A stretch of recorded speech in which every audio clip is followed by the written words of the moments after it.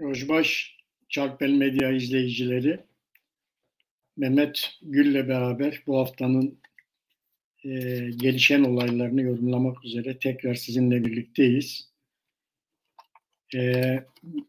Bugün bu haftanın gelişen olaylarını ben kısaca bir özetlemeye çalışayım.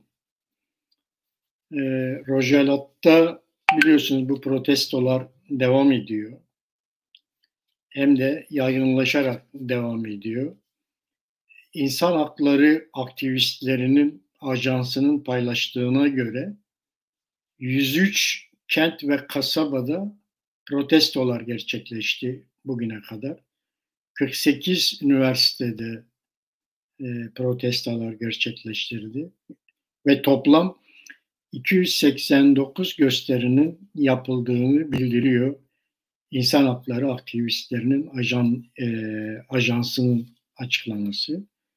Burada önemli olan orada atılan gösterilerde, protestolarda atılan sloganlar. Bu sloganlar diktatöre ölüm diye atılıyor.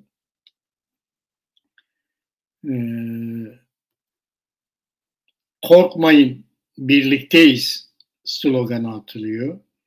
Özgürlük sloganı atılıyor. Tepki değil, devrim sloganı atılıyor. Yani artık orada bir siyasi özellik kazanmış durumda bu sloganların gösterdiğine göre. İran devleti resmi televizyon kanalı Seda ve Sini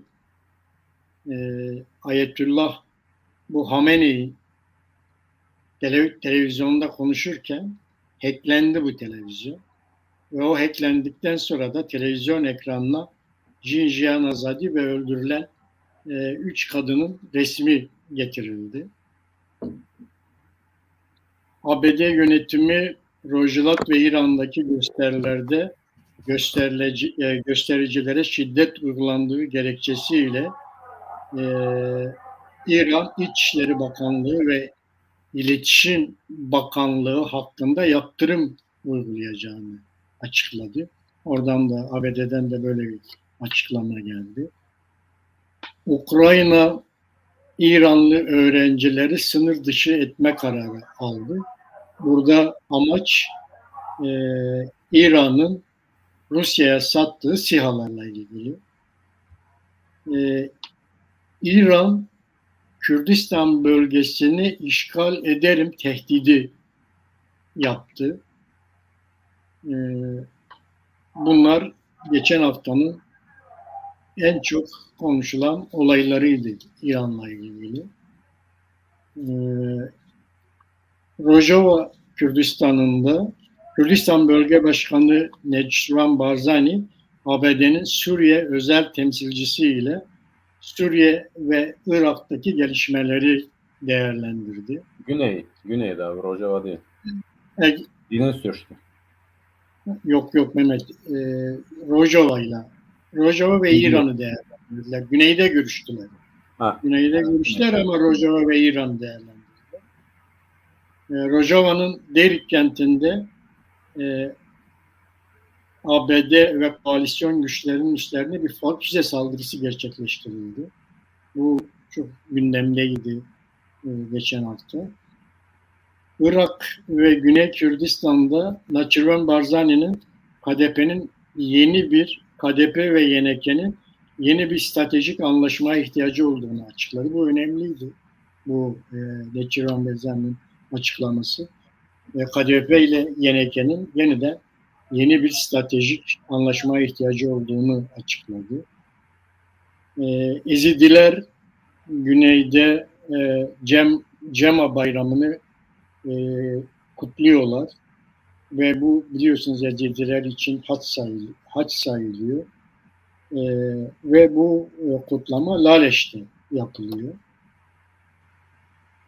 Birleşmiş Milletler'den İran ve Türkiye'ye tepki geldi ve şöyle deniyor tepkide: hiçbir komşu Irak ve Kürdistan bölgesini kendi arka bahçesi görmemelidir diye Gene bir Birleşmiş Milletler'de bir açıklama geldi.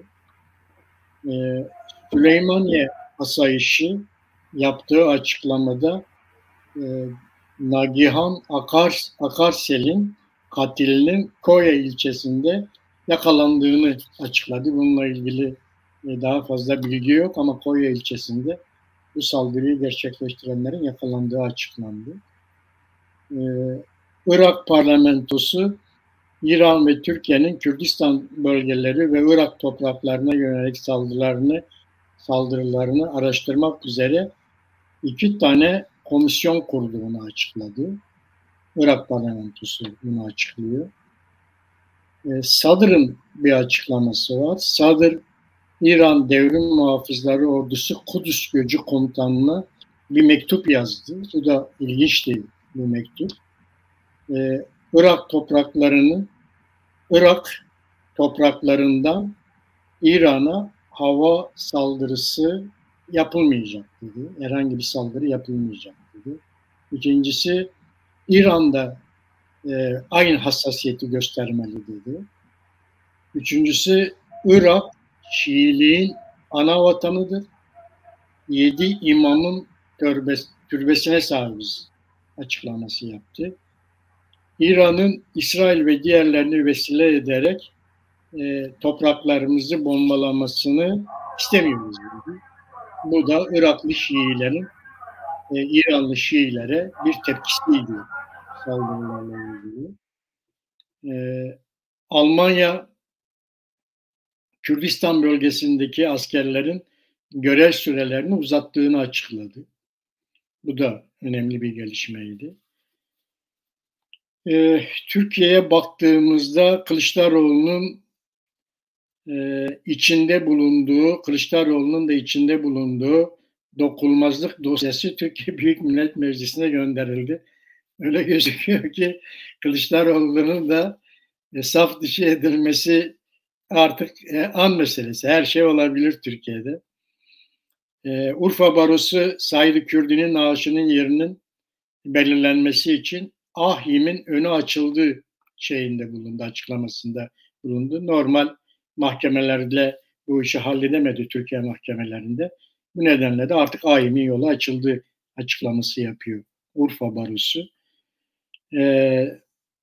Kuzey Kürdistan'da ticaret odaları ve baroların seçimleri devam ediyor. İşte Diyarbakır'da Mehmet Kaya'nın grubu Diyarbakır Ticaret Odası seçimlerini kazandı. Baronun seçimleri de bugün Diyarbakır Barosu'nun 3 tane aday var yarışan. Onun da seçimlerinin sonuçlarını bugün herhalde belli olacak. 3 başkan adayı var dediğim gibi. Diğer illerde de seçimler devam ediyor. Yine kuzeyde Davutoğlu Kürt sorunu altılı masa için pay hattı değildir açıklamasında bulundu. Bu da önemli bir açıklamaydı. Kürt vatandaşları bu sorun bitti demeyene kadar bizim açımızdan bu sorun bitmez dedi. Ne zaman ki Kürt halkı evet bu sorun bitti dediğinde bizim için de biter dedi Davutoğlu. Artı Kılıçdaroğlu'nun bir başörtüsü açılımı geldi. Onunla ilgili bir yasal değişiklik getirdi Türkiye Büyük Millet Meclisi'ne. Yasa tasarısı sundular. Bu çok konuşuldu Türkiye'de. Erdoğan'dan da hemen arkasından bir Alevi açılımı geldi. Adı Alevi açılımı olan bir açılım geldi ama yani tekrar sanki Sünni kesimi rahatlatmak için yapılmış bir açılım gibiydi. Aslında Alevi açılımı değil, Sünni kesimi rahatlatmaya için yapılan bir açılımdı. Bunlara da hemen cemevinden tepkiler geldi. Bunlar ilginçti cemevlerin yaptığı tepkiler. Birincisi diyorlar ki cemevleri Kültür Bakanlığı'na bağlanamaz çünkü cemevleri bir ibadethanedir. Birincisi bu. Bunu açıklıyorlar. İkincisi Kültür Bakanlığı bütün cemevlerini kontrol edemez. Çünkü yasa bunu da getiriyor. Cemevleri Kültür Bakanlığı'na bağlanıyor ve Kültür Bakanlığı bütün cemevlerini denetleyecek. Buna da bir itiraz geldi. Bir de dedelerin devletten maaş alması ve devletin emrine girmesi konusu var yasada. Bunu da cemevleri buna itiraz ediyor. bütün cemevleri, dernek yöneticilerinin yaptıkları açıklamada buna şey yapıyorlar. Açık açık tepki veriyorlar.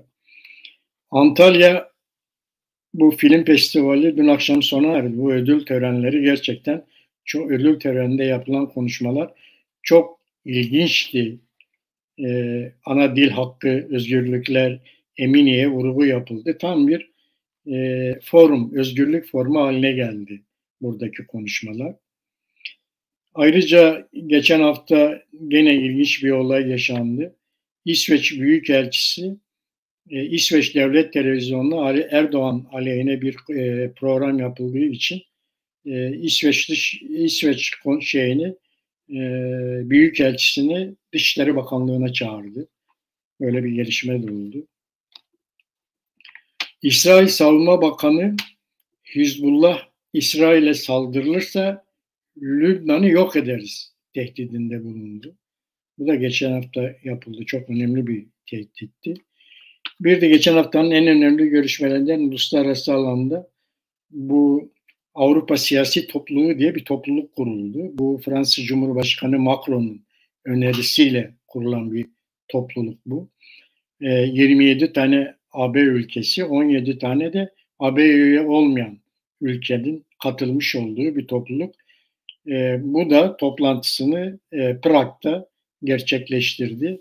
Ele aldıkları en önemli konu işte Ukrayna'nın şeyleriydi. Ukrayna'nın ve Ukrayna-Rus savaşında ortaya çıkan enerji krizinin aşılmasıyla ilgili bir toplantıydı bu.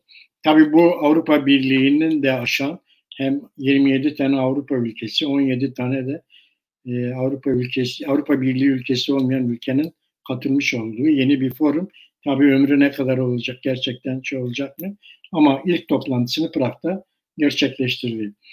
Benim haftayla ilgili özetleyeceğim konular bunlar Mehmet. İstersen bu şeyden başlayalım Mehmet. Rojava'daki gelişmelerden. Ne dersin? Rojava'da ard arda açıklamalar geliyor. Hem de uluslararası açıklamalar var.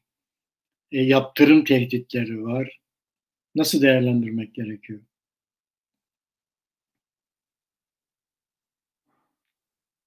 Mehmet sesin kapalı. Pardon.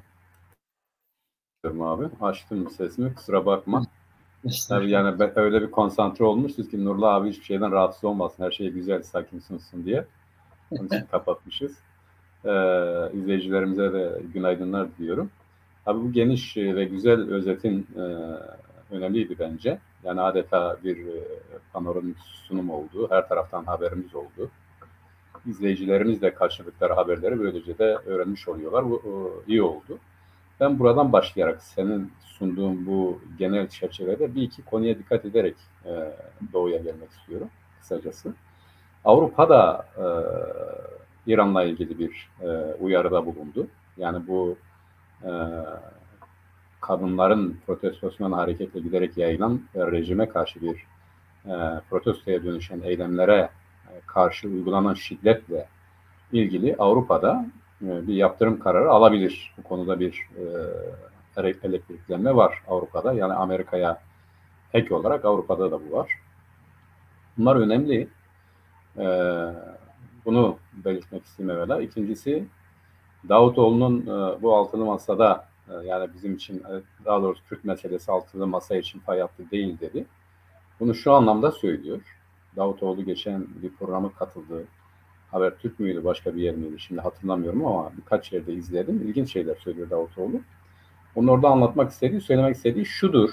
Yani bu altılı masanın dağılması mı ya da birlikte kalması mı önemli? Ya da Kürt meselesi mi önemli? Örneğin Kürt meselesini çözelim dediğimizde altılı masada bir uzlaşma olmazsa yine de biz devam mı edelim yoksa altılı masayı mı tercih edelim? Anlatmak istediği altılı masayı tercih etmek. Yani bu altılı masa Kürt meselesini çözmek için bir araya gelmemiştir.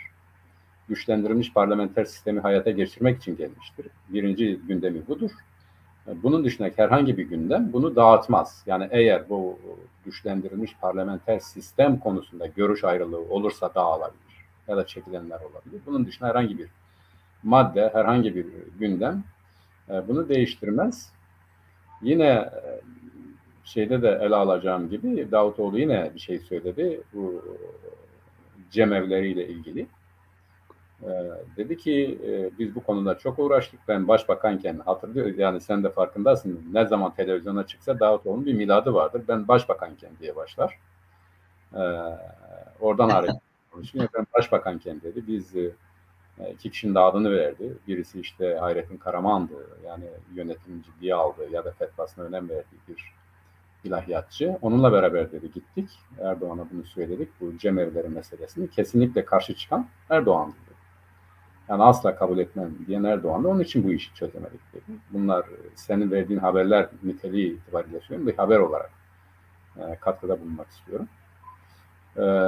Şimdi bundan sonra bu konular gelince bunları daha tafsilatlı bir şekilde ele alacağız. Sen de belirtmiş olduğun gibi Türkiye'de iki tane önemli mesele gündeme geldi. Bir Kılıçdaroğlu'nun yasa tasarısı. Yani giyim kuşamı belli bir siyasi görüşün kullanabileceği şekilden çıkarmak için gündeme getirilen. Diğeri de adeta buna muadil, buna rakip olmak kaydıyla işte bir Alevi kesimin talepleri çerçevesinde bir öneri getirdi yönetim. Bu da Kültür ve Cemevleri Başkanlığı şeklinde ifade edildi. Her ikisinin de tabii yine politik amaçları vardır. Politik sebepleri, sonuçları ve amaçları vardır. Bunları yeri geldiğinde yine ele alacağız. Şimdi Doğu'da yine hala şu eksik var abi. Yani onu görüyorsun. Sen de haberlerde izliyoruz, ediyoruz. Bu 100 küsur yeri geçen yerleşim yerinde meydana gelen işte önemli sayıdaki gösteriler en önemli şeyden yoksundurlar. Bu en önemli şey bunları motive eden, çekip çeviren, yönlendiren bir ortak iradenin henüz oluşmamış olmasıdır. Dikkat edersen yani bu tip hadiseler daha önce de üzerine durduğumuz gibi bir sonuca ulaşamazlar. Yani düşün, gezi olaylarını düşün. Bir basit işte Taksim Meydanı'ndaki ağaçların sökümünden hareketle bütün Türkiye ve Kürdistan'a yayıldı ve çok yaygındı. Ve çok kalabalıktı. Ve çok gerçekten de iradeli eylemlerdi. Ama bunların belirgin özelliği neydi? Bunların bir ortak iradeden, bir ortak plan programdan, bir iktidar hedefinden uzak oluşu. Yani protesto nitelikleriyle kaldılar. Sönümlendiler. Belli bir müddet sonra ortadan kalktılar. Dikkat edersen bunlardan hareketle bir Haziran hareketi çıktı, bu çıktı, şu çıktı ya da işte CHP'nin bir takım girişimleri oldu vesaire ama bunlardan geriye de bir şey kalmadı. Demek ki hadise şu, sağlam bir program, sağlam bir hedef, iyi bir hedef, yani herkesin taleplerini içeren bir hedef ve bu hedefe öncülük eden ya da bu hedefi sahiplenen bir siyasal irade olmadığı müddetçe bu kendiliğinden hareketler bir biçimde şu veya bu şekilde rutin hale geliyor. Daha sonra işte bir normalleşiyor ve daha sonra da gündemden düşüyor. Şimdi İran'daki bu hadiseleri bana göre eğer İran devleti bir yanlış yaparsa politikleşebilirler. Mesela durup durduk yerde bizimkilerine saldırması. Yani adeta burası örgütlüyormuş gibi hareket etmesi. Bunu şunun için yapıyor. İşin rengini değiştirmek için yapıyor. Diyor ki yani ona getirmeye çalışıyor. Ya bu Kürtlerle sınırlı bir şeydir. Bunlar da zaten bölücüdür. Başından beri hadise vardır. Bu bunların işidir. Biz işte bunlar örgütlüyor gibi göstererek bunlara saldırıyor. Böyle değil tabii ki. Yani her ne kadar bir Kürt kadından hareketle başlamışsa da hadise, İran'daki meseleler yapısaldır. Çok ciddi bir şekilde bir karşı çıkışı vardır. Artık bu rejimin, geçen hafta da sen zaten dile getirdin, katılımcıların popülasyonun yaş ortalamasını söylediğinde çoğu gençti. Ve bu şu anlama geliyor, artık genç kuşak üzerinde bu rejimin, Molla rejimin herhangi bir etkisi yoktur. Gençler yeni bir toplumsal düzen istiyor. Bu toplumsal düzen öz itibariyle dine dayanmayan, şeriyete dayanmayan bir toplumsal düzen istiyorlar. Şeriatın gündemden çıktığı, işte onların bildiği kadarıyla pozitif hukukun gündemde olduğu, insanlar arasındaki ilişkilerin ahlaka aşarak belli bir hukuksal düzene kavuştuğu ama bunun şeriat olmadığı bir toplum istiyorlar. Sen de söyledin işte kahrolsun diktatörlük, kahrolsun şeriat ve benzeri gibi sloganlar. Bu sloganlara baktığımız zaman da demokratik talepler olduğu ve herkes için yaşanabilir bir demokratik rejim kurulması olduğu açıktır. İran tabii Kürdistan'ı işgal ederiz diyor. Elbette biz böyle bir şeyin olmasını istemeyiz ama zaten böyle bir şey yaparsa işte İran o zaman en büyük yanlışlardan birini yapmış olacaktır.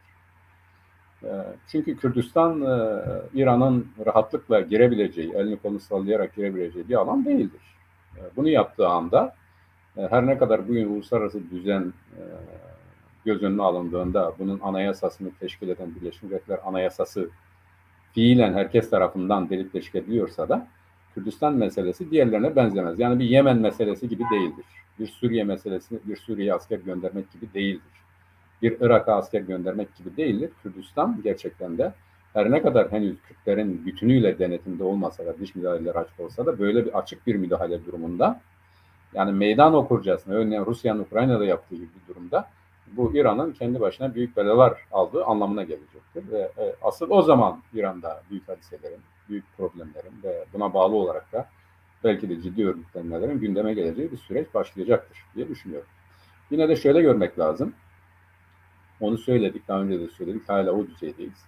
Bunlar önemli birikimler olacaklardır. Bu önemli birikimler zaten var olan siyasal yapılanmalarla ilişkilendiği zaman ya da var olan siyasal yapılanmalar bir biçimde bununla ilişkilendiği zaman gerçekten de İran'da biz artık bazı şeylerin değişmeye başladığını söyleyebiliriz. Fakat şu anda henüz başörtüsünü aşarak, başörtüsünü geride bırakarak rejime yönelmiş protestolara dönüşen bu sürecin en ciddi eksiği siyasal iradenin yoksun olmasıdır.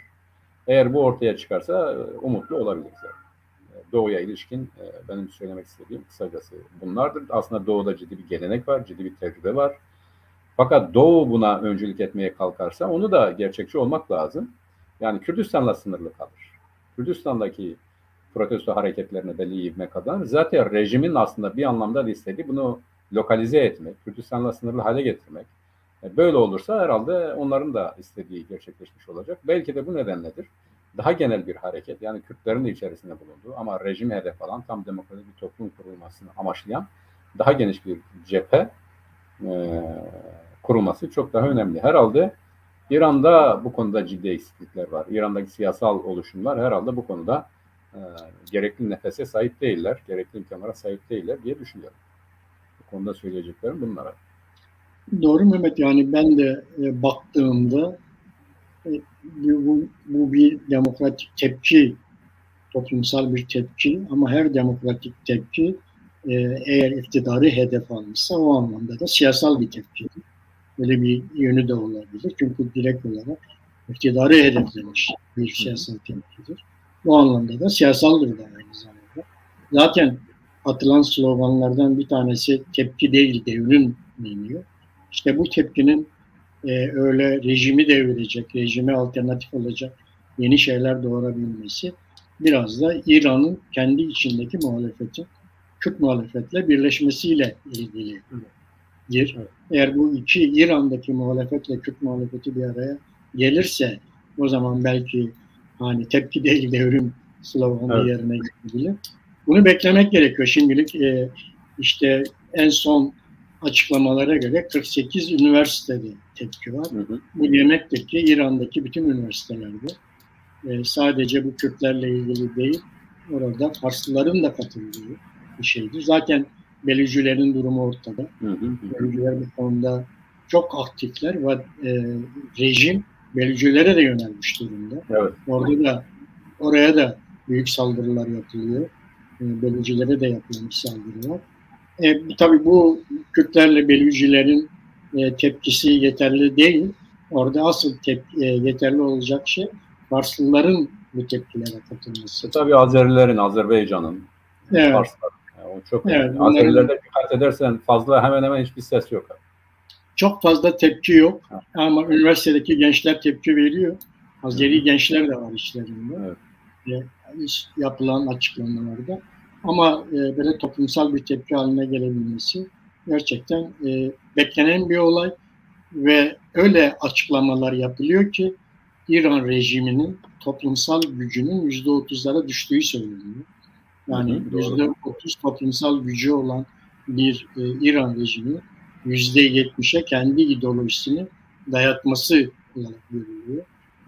Gerçekten demek ki ortam biraz da müsait bu işlere. Evet. Bu tepkilerin alevlenmesi ve onu işte iktidarı alternatif bir hale getirmesi ve iktidarı devlecikçe gelmesi öyle bir güç var, öyle bir toplumsal sosyoloji var gibi gözüküyor. Yapılan açıklamalara göre öyle bir toplumsal sosyoloji oluştuğu söyleniyor. Yani rejime karşı güçlerin %70'e ulaştığı söyleniyor. Öyleyse o zaman yani bir takım şeyler de beklenebilir. Ama her şey tabii siyaseten bu işin birlik güçlerin birleştirmesinden geçtiğini de bilmemiz gerekiyor diyebiliriz. Yani benim de İran'la ilgili işte uluslararası, sen de bahsettin, yani yoğunlaşıyor. Hem ABD'den hem AB'den Avrupa Birliği'nden gerçekten güçlü tepkiler gelmeye başladı. İran'da bu arada boş durmuyor, sürekli Kürdistan sınırını bombalıyor. Ona da Iraklı Şiilerden bir tepki geldi. Sadr önemli bir tepki verdi. Biz çok önemli.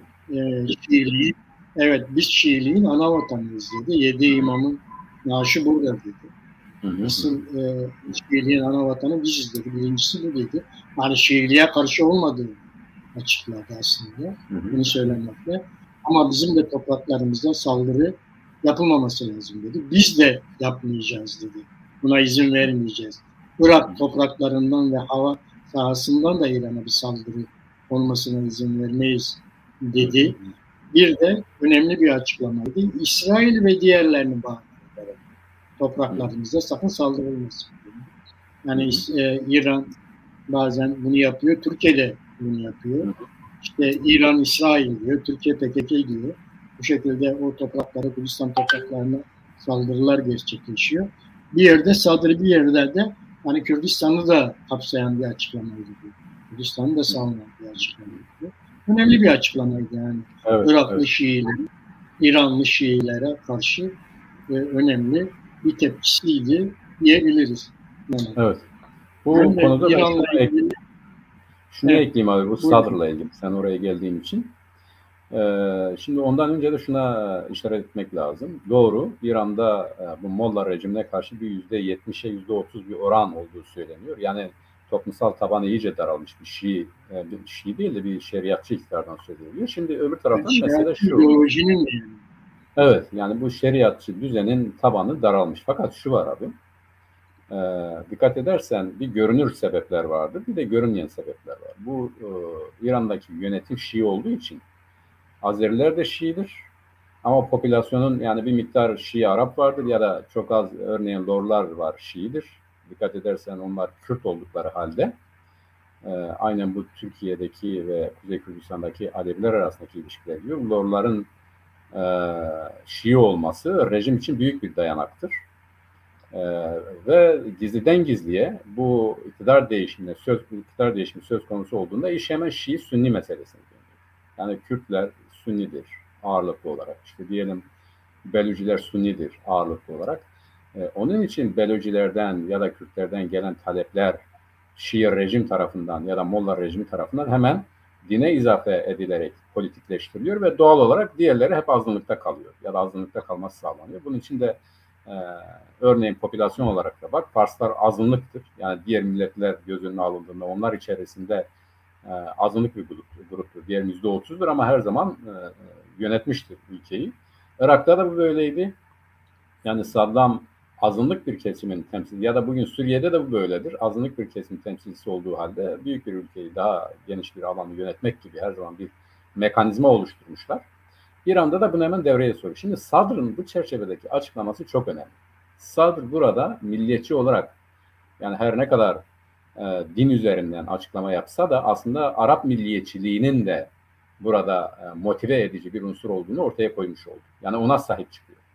Şimdi Necef mi Kum mu? Yani İran mı Irak mı Şiiliğin merkezi? Sadr zaten tarihsel olarak bu böyledir.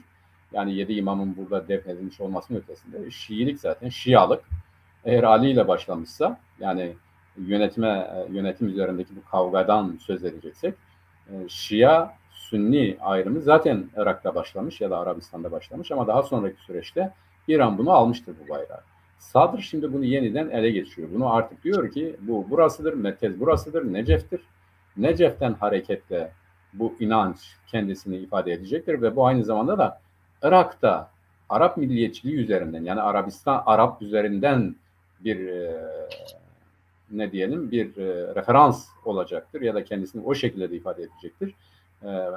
İran'a karşı artık buraya karışamazsınız. Buranın sorumlusu biziz. İnanç olarak da böyledir. Milli menfaatler itibariyle de böyledir. Irak'ın toprak bütünlüğü açısından da bu böyledir gibi bir anlayışla, bir zihniyetle devreye yeniden harekete geçmiş oldu. Bu önemli. Zaten bu vardı. Bu giderek güçleniyor. Bu aynı zamanda İran'a karşı Irak'ın eskiden olduğu gibi iki tane farklı ülkenin, Müslüman ama iki farklı ülkenin yeniden rakip hale gelmesini gösteriyor. Fakat eskiden birisi Sünni yönetim vardı. Yani Saddam yönetimi, öbürü Şii'ydi. Oradan gelen bir çelişki vardı. Şimdi öyle değil. İki tane Şii kesimin, iki Şii grubun kim öndedir, kim yöneticidir, bu ideolojinin, bu düşüncenin, bu anlayışın temsilcisi kimdir'e geldi bu kavga ve bu artık giderek bence, tahminimce daha fazla derinleşecektir gibi görünüyor. Bu kavganın sonucunda ne olacaktır? Büyük bir ihtimalle öyle görünüyor. Irak hiç değilse bu çoğunluk nüfus itibariyle inanca bir de bir takım milli hedefleri, yani ekonomik çıkarları da koyarak giderek İran'dan farklılaşacaktır diye düşünüyorum. Ya da onların etkisine büyük oranda kapalı hale gelecektir diye düşünüyorum. Bu önemlidir. Bunun tehlikesi de şudur. Onu da belirtmeden geçemeyeceğiz. Tabii Irak'taki milliyetçilik diyelim ki Türkiye'deki gibi değil. Ama bu milliyet yani şöyle değil, yani Kürtler de Arap'tır ya da onları Araplaştırmak gibi bir düşünceler olsa da ya bunlar Arap'tır aslında budur şudur diye bir anlayış yoktur. Yani onlara göre Kürtler başka bir millettir. Hatta aşağılıyorlar, dekrat diye tarif ediyorlar. Onların edebiyatında bu inlaşına baktığımız zaman. Ama öbür taraftan bu milliyetçilik işte bir enfal gibi bir şey getirmiştir. Yani Saddam nezdinde somutlaşan bu Arap milliyetçiliğin Kürtler söz konusu olduğunda neler yapabileceği, Halepçe katliamı vardır. Yeryüzünde Hiroşima ve Nagasaki'den sonra ilk defa Kürdistan'da gerçekleştirilen bir kimyasal saldırı var.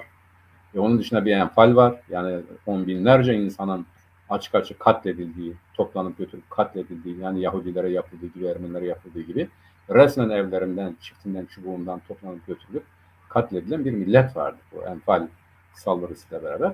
Bu milliyetçi anlayışında Kürt imhasını getirebilecek bir zihniyetle donanmış olduğunu da unutmadan bunun iki devletin, Kürtler nezdinde de ortaklaşan iki devletin arasına yeni bir kama sokmak olduğunu söyleyebiliriz. İzin verirsen buradan gelmişken Irak'a ben Kürtlerle alakalı da senin vermiş olduğu bu Neçirvan'ın açıklamasıyla ilgili birkaç tane şey söyleyeyim. Başkan Neçirvan'ın açıklamasıyla. Bu tabii çok önemli. Fakat artık şuraya gelmemiz lazım. Yani önemli diyoruz ama kaç sene oldu abi? 18-19 sene mi oldu? Yani 2003 dersen 19 sene değil mi? Yuvarlak hesap 20 senedir. Yani burada Kürtler hakim durumdadır. Kendi topraklarının sahibidir. Hani şunu diyemeyiz yani. Yani tamam müdahale var, bu var, şu var, falan var, filan var. Ama diyelim ki %70 Kürtler burada daha eli kolu serbesttir. Ya bu 20 yıllık süre içerisinde bizim bu kendi iç meselemiz, hani stratejik işbirliği diyorlar. Yani bunun ötesine geçmemiz lazım. Yani burası eğer bir milletin toprağıysa, bir milletin ülkesiyse buna göre hareket etme bilincini bu 20 yıllık süre içerisinde gerçekleştirmiş olmak lazım. Yani burası milletin ülkesidir, bu ülke bizimdir ama biz farklı düşünüyoruz. Bu medeni bir şeydir. Yani farklı düşünceler, farklı bir yönetim anlayışını gerektirir. Onun için seçimler düzenlenir, seçimlerle iktidara gelen istediğini yapar, eder, eyler. Ama temelini, esasını ifade etmede ya da ona sahip çıkmada henüz ortaklaşılmamış olmak, hala stratejik işbirliğinden söz etmek bence çok geç kalınmış bir şey. Önemlidir ama bunun geç dile getirdiği ya da buna gerekli ehemmiyetin verilmediğini de belirtmek lazım. Bu önemli. Peki nereye varır? Şunu görelim abi. Ben her gün ona doğru gidiyoruz gibi geliyor bana. Şimdi güneyde, uluslararası düzeyde de tahminim, yani bir takım bu enerji hadiseleri vesairelerinin de gündeme gelmesiyle beraber ya da İran'ın, Türkiye'nin giderek daha çok müdahil olmak istemelerinden hareketle ortaya çıkan verilerden söylüyorum. Amerika Birleşik Devletleri, koalisyon güçleri, sen de söyledin, Almanya oradaki askerlerinin kalış süresini uzattı. Almanya'da çok tedrici değişiklikler oluyor. Biliyorsun Almanya her zaman bu hakimlerden yana bir siyaset izlemiştir. Yani Türkiye'den, İran'dan, Hatta kendi toprağını kaybediyormuş gibi de her fırsatta neydi o giden Merkel miydi onun adı neydi? Biz işte bağımsız Kürt devletine karşıyız gibi. İlk elden açıklamalar yapan bir devletti. Yani İngilizler bu artık o Anglo-Sakson olmaktan ileri geliyor ya da ne bileyim. Yani ama tabii ki esası ekonomik çıkarlardır. İran ve Türkiye'nin hatta Rusya'nın ilk defa Rusya'ya kadar bu kadar sert tutum olmasına rağmen bu ekonomik ilişkileri önemseyen bir devlettir Almanlar. O uluslararası koalisyon güçleri çerçevesinde askerlerin orada kalmasını onayladı. Bu önemli ama Alman siyasetinin de tedricen değiştiğini görüyoruz. Yani Kürdistan'a ilişkin, Suriye'ye ilişkin, Orta Doğu'ya ilişkin siyasetin giderek bu egemenlerin de biraz ötesine geçtiği. Yani bunları hala kayırmakla beraber, bunları hala önemsemekle beraber orada bir çözüm için ne gerekiyor? Diyelim Kürtlerin daha özgür olması ya da bir statüye kavuşması konusunda da sanki de bir takım politikalar bu konuda değişiyor olabileceklerini, değişikliklerini gösteriyor. Çünkü Amerika Birleşik Devletleri düne göre bugün bu siyasetinde epeyce ilerlemiş durumda. Biz buradan hareketle bunun motive edici ya da bu olayın hızlandırıcı faktörü nedir diye sorduğumuzda işte bu Kürtlerin kendi içerisindeki birlikte hareketidir. Yani bir an önce bunu çözmek lazım. Hani stratejik ittifak, stratejik anlaşmayı geç. Zaten sizin olan, zaten bir milletin olan bu toprak parçası üzerinde nasıl yabancı güçlerin etkisini azaltırız diye her birisinin bunu gözeterek hareket etmesi kendi varlıkları için önemlidir. Yani KYB'nin KYB olması, KDP'nin KDP olması, Kürt milletinin millet olarak varlığına bağlı bir şeydir. Bu da zaten çok net bir şekilde görülüyor. Hatta geçen gün bir şey oldu bak. Dikkat et, bir Amerikalı kimdi şimdi hatırlamıyorum ama dedi ki Kerkük Kürtlerindir dedi. Hatırlıyor musun bunu? Okudun mu? Evet. Yani şimdi bu bugüne kadar yapılan en ultra açıklamadır. Yani düşün orada Türkler Kerkük Türklerindir diyor, Araplar Araplarındır diyor, Kürtler Kürtlerin diyor. Uluslararası düzeyde bu konuda herhangi bir görüşü bilinmeyen bir devlet ilk defa onun bir işte bürokratı ya da bir temsilcisi ya da bir görevlisi her ne şimdi aklımda değil adı Kerkük Kürtlerindir dedi. Bu çok önemli bir şeydir. Bu Kerkük Kürtlerindir düşüncesi Amerika Birleşik Devletleri'ne referandum ertesinde olsaydı ya da onun öncesinde olsaydı bizim o referandumun akıbeti farklı olabilir. Ama giderek İngiltere'nin tutumunda bir değişiklik görüyoruz abi. Yani Kürdistan'a yönelik olarak eskisi gibi değil. Olumlu yönde. Tabii olumlu yönde. Yani biliyorsunuz bugün İngiltere hala dünya devletidir. Yani bütün devletlerden daha çok diplomatik olarak etkin. İlişkiler itibariyle daha sağlam bağlar. Yani tarihsel tecrübeyi en iyi koruyan, sürdüren ve hayata geçiren yani çaktırmadan pek de böyle ortalıkta dolaşmadan çok sağlam politikalar hayata geçiren devletlerin başına İngiltere geliyor. Şimdi İngiltere'nin de tedricen farklılaşması ben Güney Kürdistan'da daha sağlam bir statünün ve giderek bir konfederal yapının ya da güçlendirilmiş gerçek anlamda bir federal yapının oluşturulabileceği konusundaki en motive edici kuvvetin en önemli unsurun Kürtlerin birlikte hareketi olduğuna inanıyorum. Yani bir an önce bunu yapmak lazım. Bir an önce bunu hayata geçirmek lazım. Olumludur ama sonuçlandırmak en önemlisidir diye düşünüyorum. Doğru ve tabii burada hani Neçirvan Barzani'nin açıklaması önemli. Yani YNK ile bir stratejik anlaşmaya ihtiyaç olduğunu. Evet doğrudur. 2003'te işte ülke kurulurken KDP ve YNK arasında önemli bir stratejik anlaşma vardı. Hatta bu İran Cumhurbaşkanlığı'nı da kapsayacak şekilde bir stratejik anlaşma idi. Ama sonra tabii gelişmelerle özellikle İran'la Türkiye'nin müdahalesiyle bu yapı bozuldu, bu stratejik anlaşma bozuldu. Eğer gerçekten YNK ile KDP oturur da yeniden bir stratejik anlaşma imzalarlarsa bu bütün Kürtlerin lehine olur. Hem güneyde hem de diğer parçaları etkileyen bir anlaşma olur. Bu önemli yani buradaki şey önemli. Sen de bunun öneminden bahsettin. Bence de çok önemli. Tabii bu arada bu Irak'a yapılan saldırıları da dünya kamuoyu bunun Kürdistan'a yapılan saldırı gibi de değerlendiriyor. Hem Irak topraklarına hem de Kürdistan topraklarına yapılmış bir saldırı gibi de gösterip açıklayıp ona tepki koyuyor. Yani işte Almanya askeri heyeti geliyor. Peşmergeyi ziyaret ediyor. Yani bu önemli bir destek Almanya'nın. İşte bu önemli bir değişik. Alman siyaseti. Evet, Alman sistemi açısından gelip Peşmergeyi ziyaret etmesi önemli bir olay. Tabii bu aynı zamanda Birleşmiş Milletler'den hem Türkiye'ye hem İran'a işte tepkinin verilmesi, işte hiç kimse, hiçbir komşu Irak'ı ve Kürdistan bölgesini kendi arka bahçesi gibi görmemeli diyor. Bütün hiçbir komşu. Birleşmiş Milletler'den gelen bu tepki de önemli bir tepki. Hem Kürdistan'ın tanınması açısından önemli. Yani hem Irak'ta hem Kürdistan'ı vurgulaması Kürdistan'ın Birleşmiş Milletler nezdinde de önemli bir artık yavaş yavaş bir özellik kazandığını da gösteriyor. Bu Birleşmiş Milletler'in vermiş olduğu tepki. Tabii burada Süleymaniye'de Mehmet biliyorsun sürekli böyle sık sık mitin operasyonları gerçekleşmeye başladı. Evet. Özellikle güneyde, Süleymaniye'de.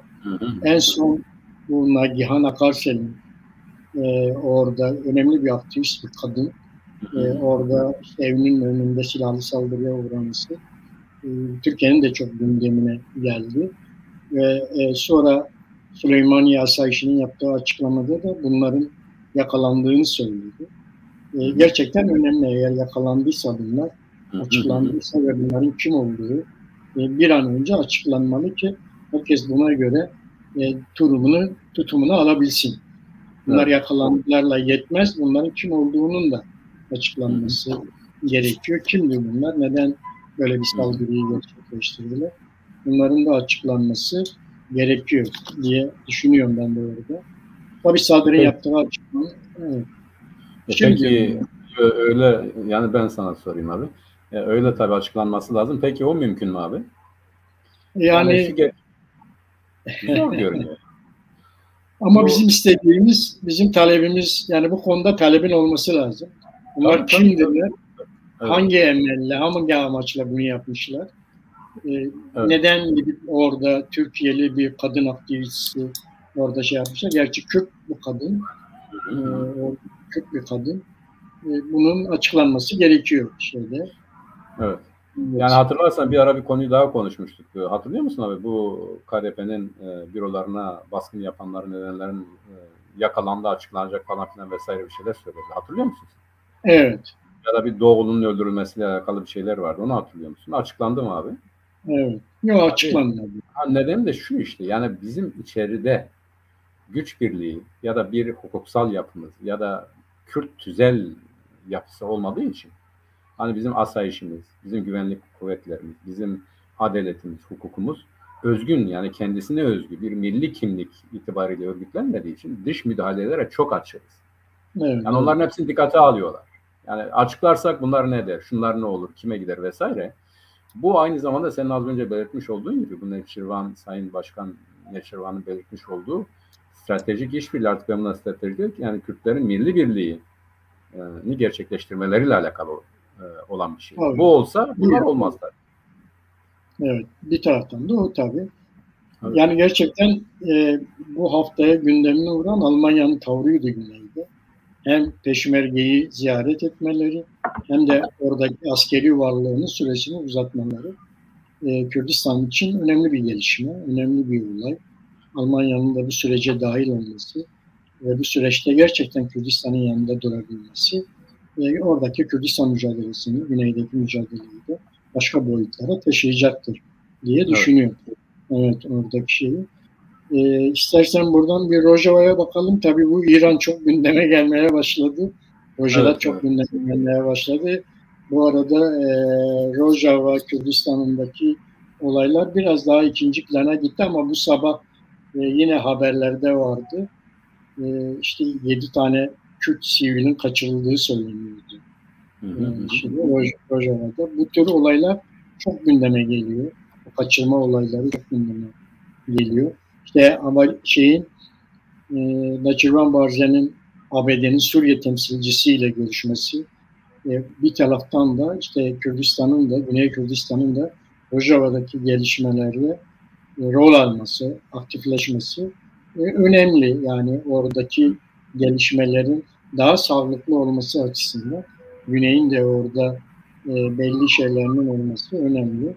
Tabii bir de biliyorsunuz orada bu koalisyon güçleri oradaki Rojava'daki siyasi partilerin birlikteliğinin sağlanması için özel bir temsilci atamıştı. Evet. Biliyorsun onu da geçen hafta konuşmuştuk. O da önemli bir gelişme.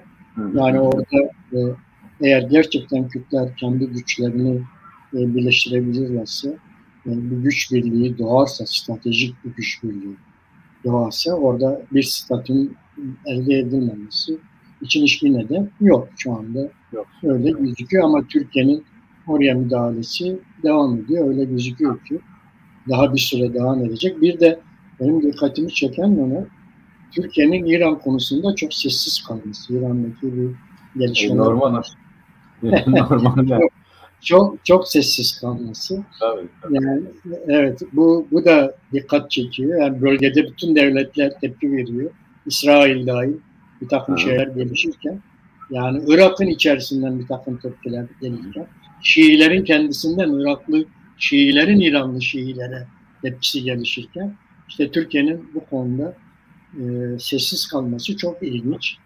Evet. Tabii Türkiye'nin 80 darbesinde 79 Hümeyni'nin gelişinin ve 79'da işte Hümeyni'nin gelişinde Kürtlerin rolünün olması ve bunun da Türkiye'de 80 darbesinin yapılmasında etken bir rol olması.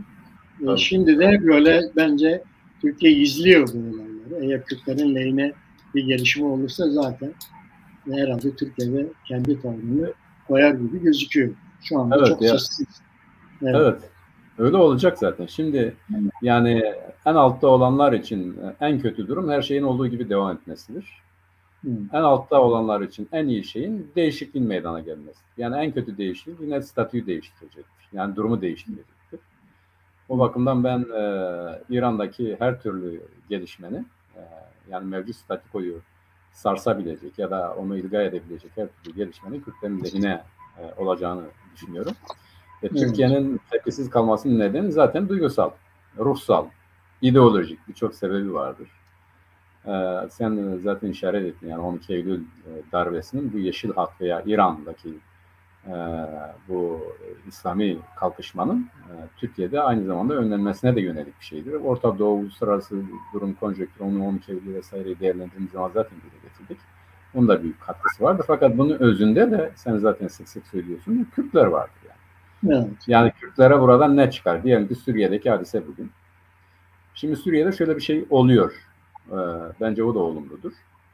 Bu Ukrayna'nın, Rusya'nın Ukrayna'ya girmesi, o zaman da hatırlıyorsan konuşmuştuk abi. Artık Suriye'de durumu daha gündeme getirecek demiş. Yani bu Rusya'nın gerilediği alan kime gidecek? Şimdi Türkiye denedi, ben gireceğim dedi. Burada iki tane engel çıktı ortaya. Birincisi İran'dı, ikincisi Rusya'ydı. Yani bu koalisyon güçleri sesini çıkarmadı. Biliyorlardı ki zaten onlar kendi işlerinde anlaşamayacaklar. Suriye yönetimi gitti İran'la anlaştı. Ya dedi bu boşluğu sen doldur dedi. Rusya'dan boşalacak. Yani Rusya'nın etkisinin azaldığı bu koşullarda sen gel buraya dedi. İran paramiliter kuvvetleri üzerinden orada daha çok etkin olmaya başladı. Buna da Türkiye ve Rusya karşı çıktı. Hatırlıyorsun. Evet. Şimdi biz nereye geldik? Biz şimdi başlangıç noktasına döndük abi. Rojava'da. Sen söyledin orada uluslararası koalisyon güçleri siyasal partilerin birleşmesi ya da birlikte hareket etmesi. Yani aynen Güney'de olduğu gibi bir komisyon oluşturdular ya da bir mekanizma oluşturdular. Bu mekanizma bunu gerçekleştirmeye çalışacak. Nedeni de şudur.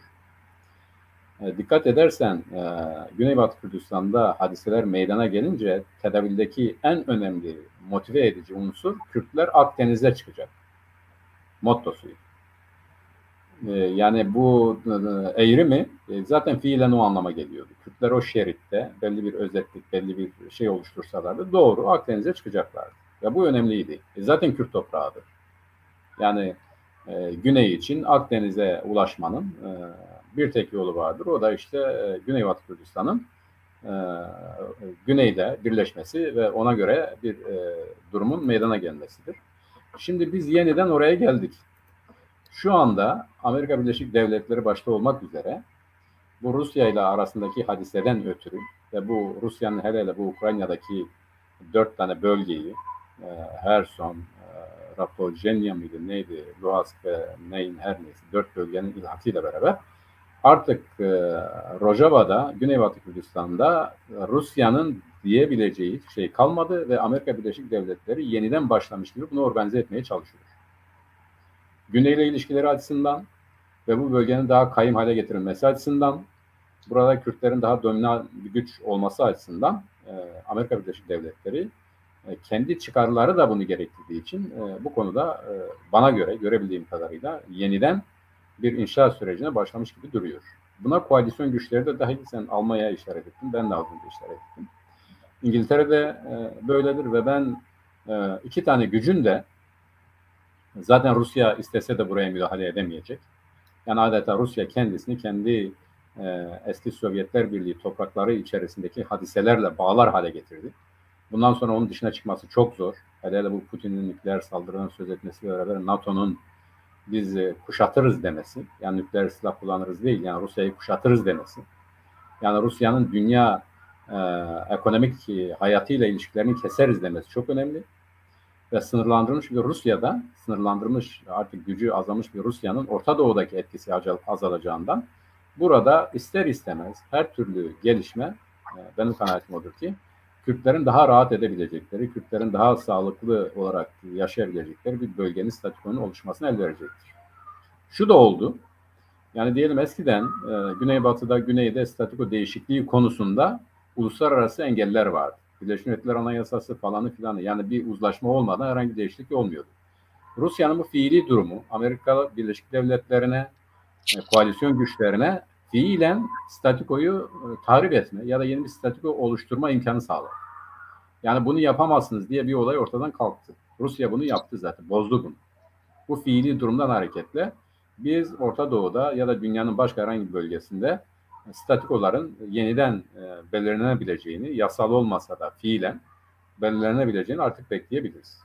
Ve bunun bence en önemli, yani buna en yakın bölge Orta Doğu ve daha da önemlisi Kürdistan gerçekliğidir.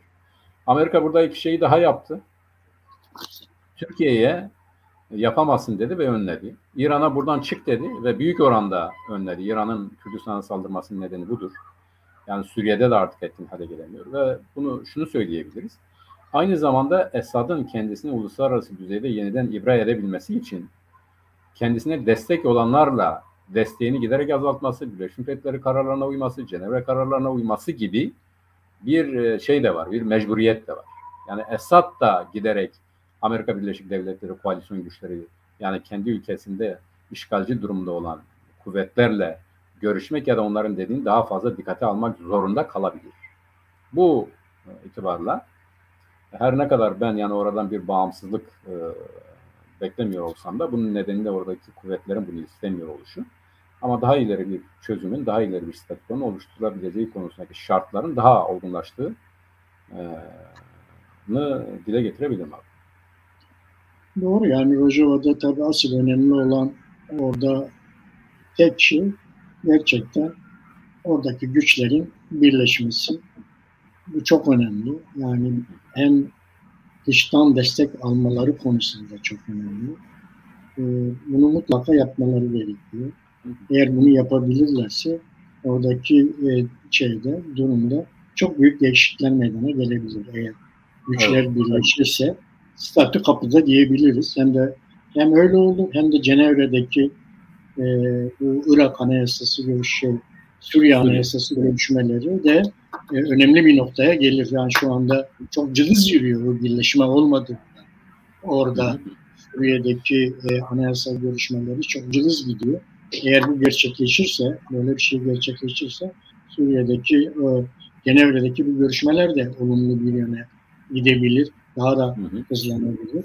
Ve orada hani bu süreç daha olabilir. Kürtlerin lehine gelişebilir gibi gözüküyor oradaki olaylar. Yani belki biraz daha demek ki yani orada Kürtlerin kendi iradeleriyle bir araya gelmemesi büyük bir problem. Ama eğer uluslararası koalisyon güçlerinin yardımıyla da bir araya geleceklerse o önemli bir gelişme.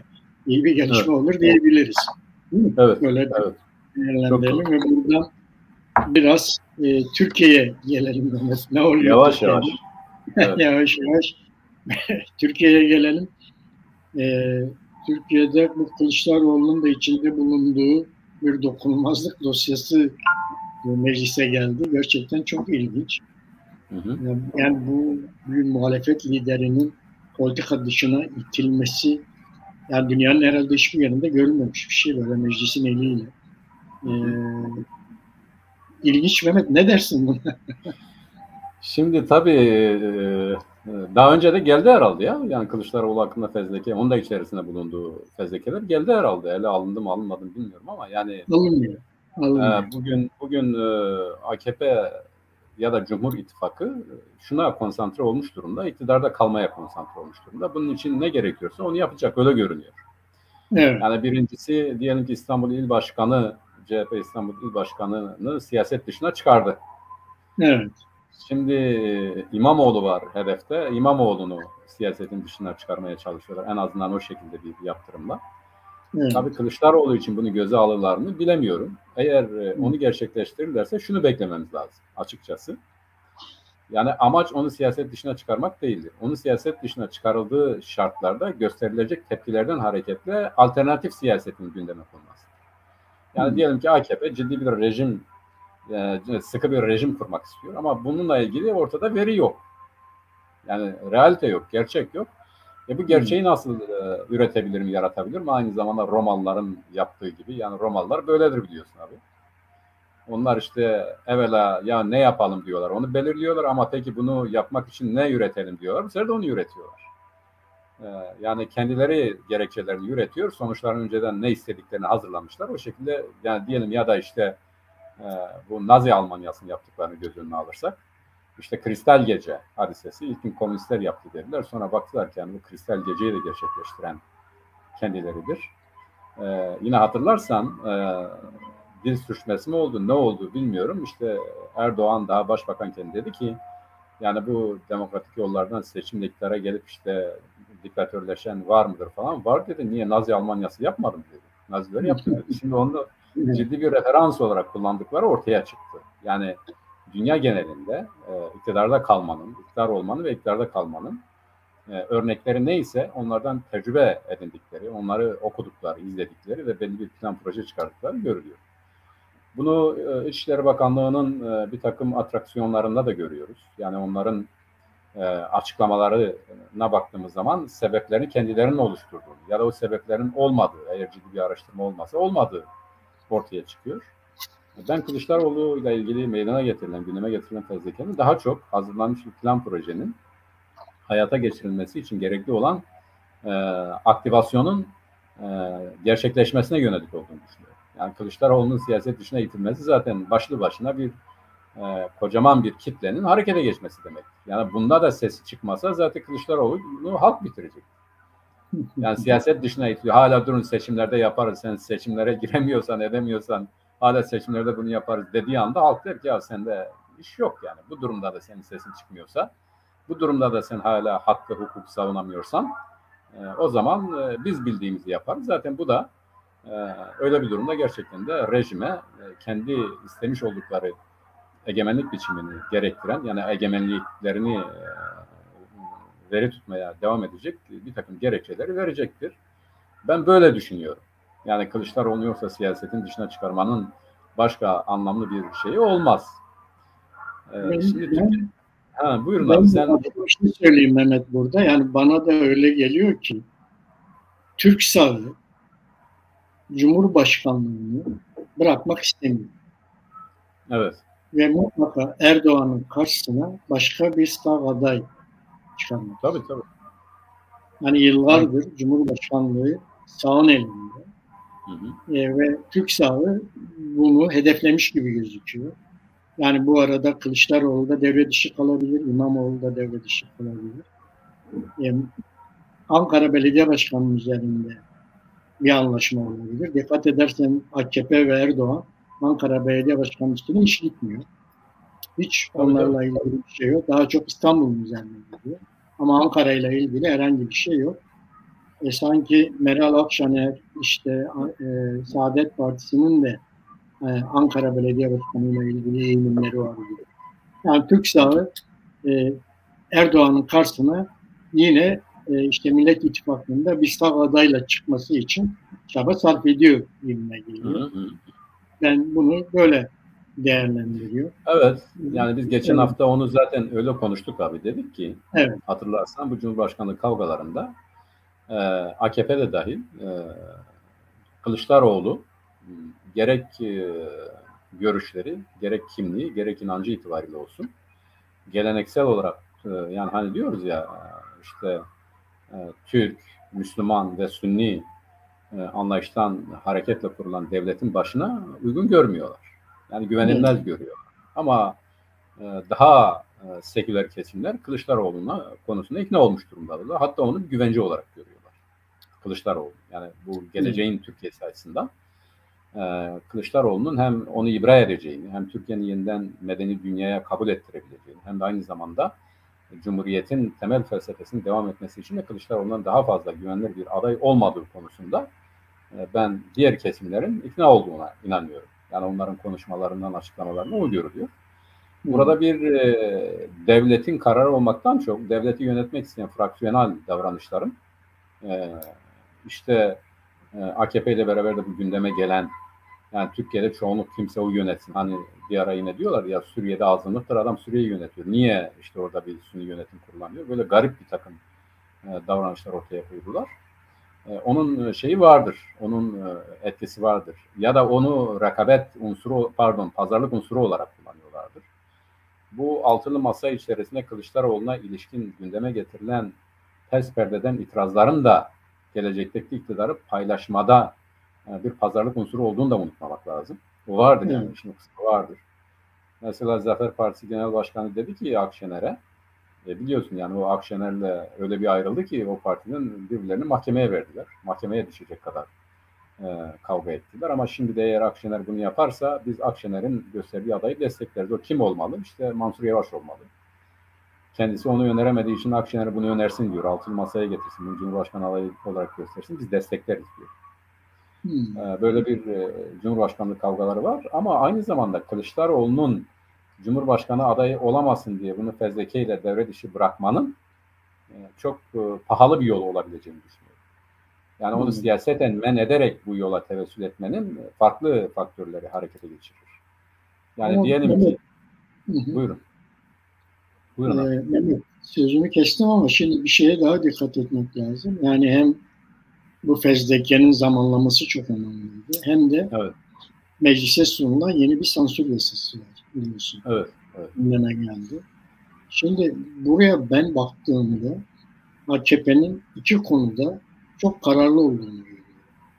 Birincisi bu Kılıçdaroğlu'na getirilen fezleke durumu zamanlama olarak.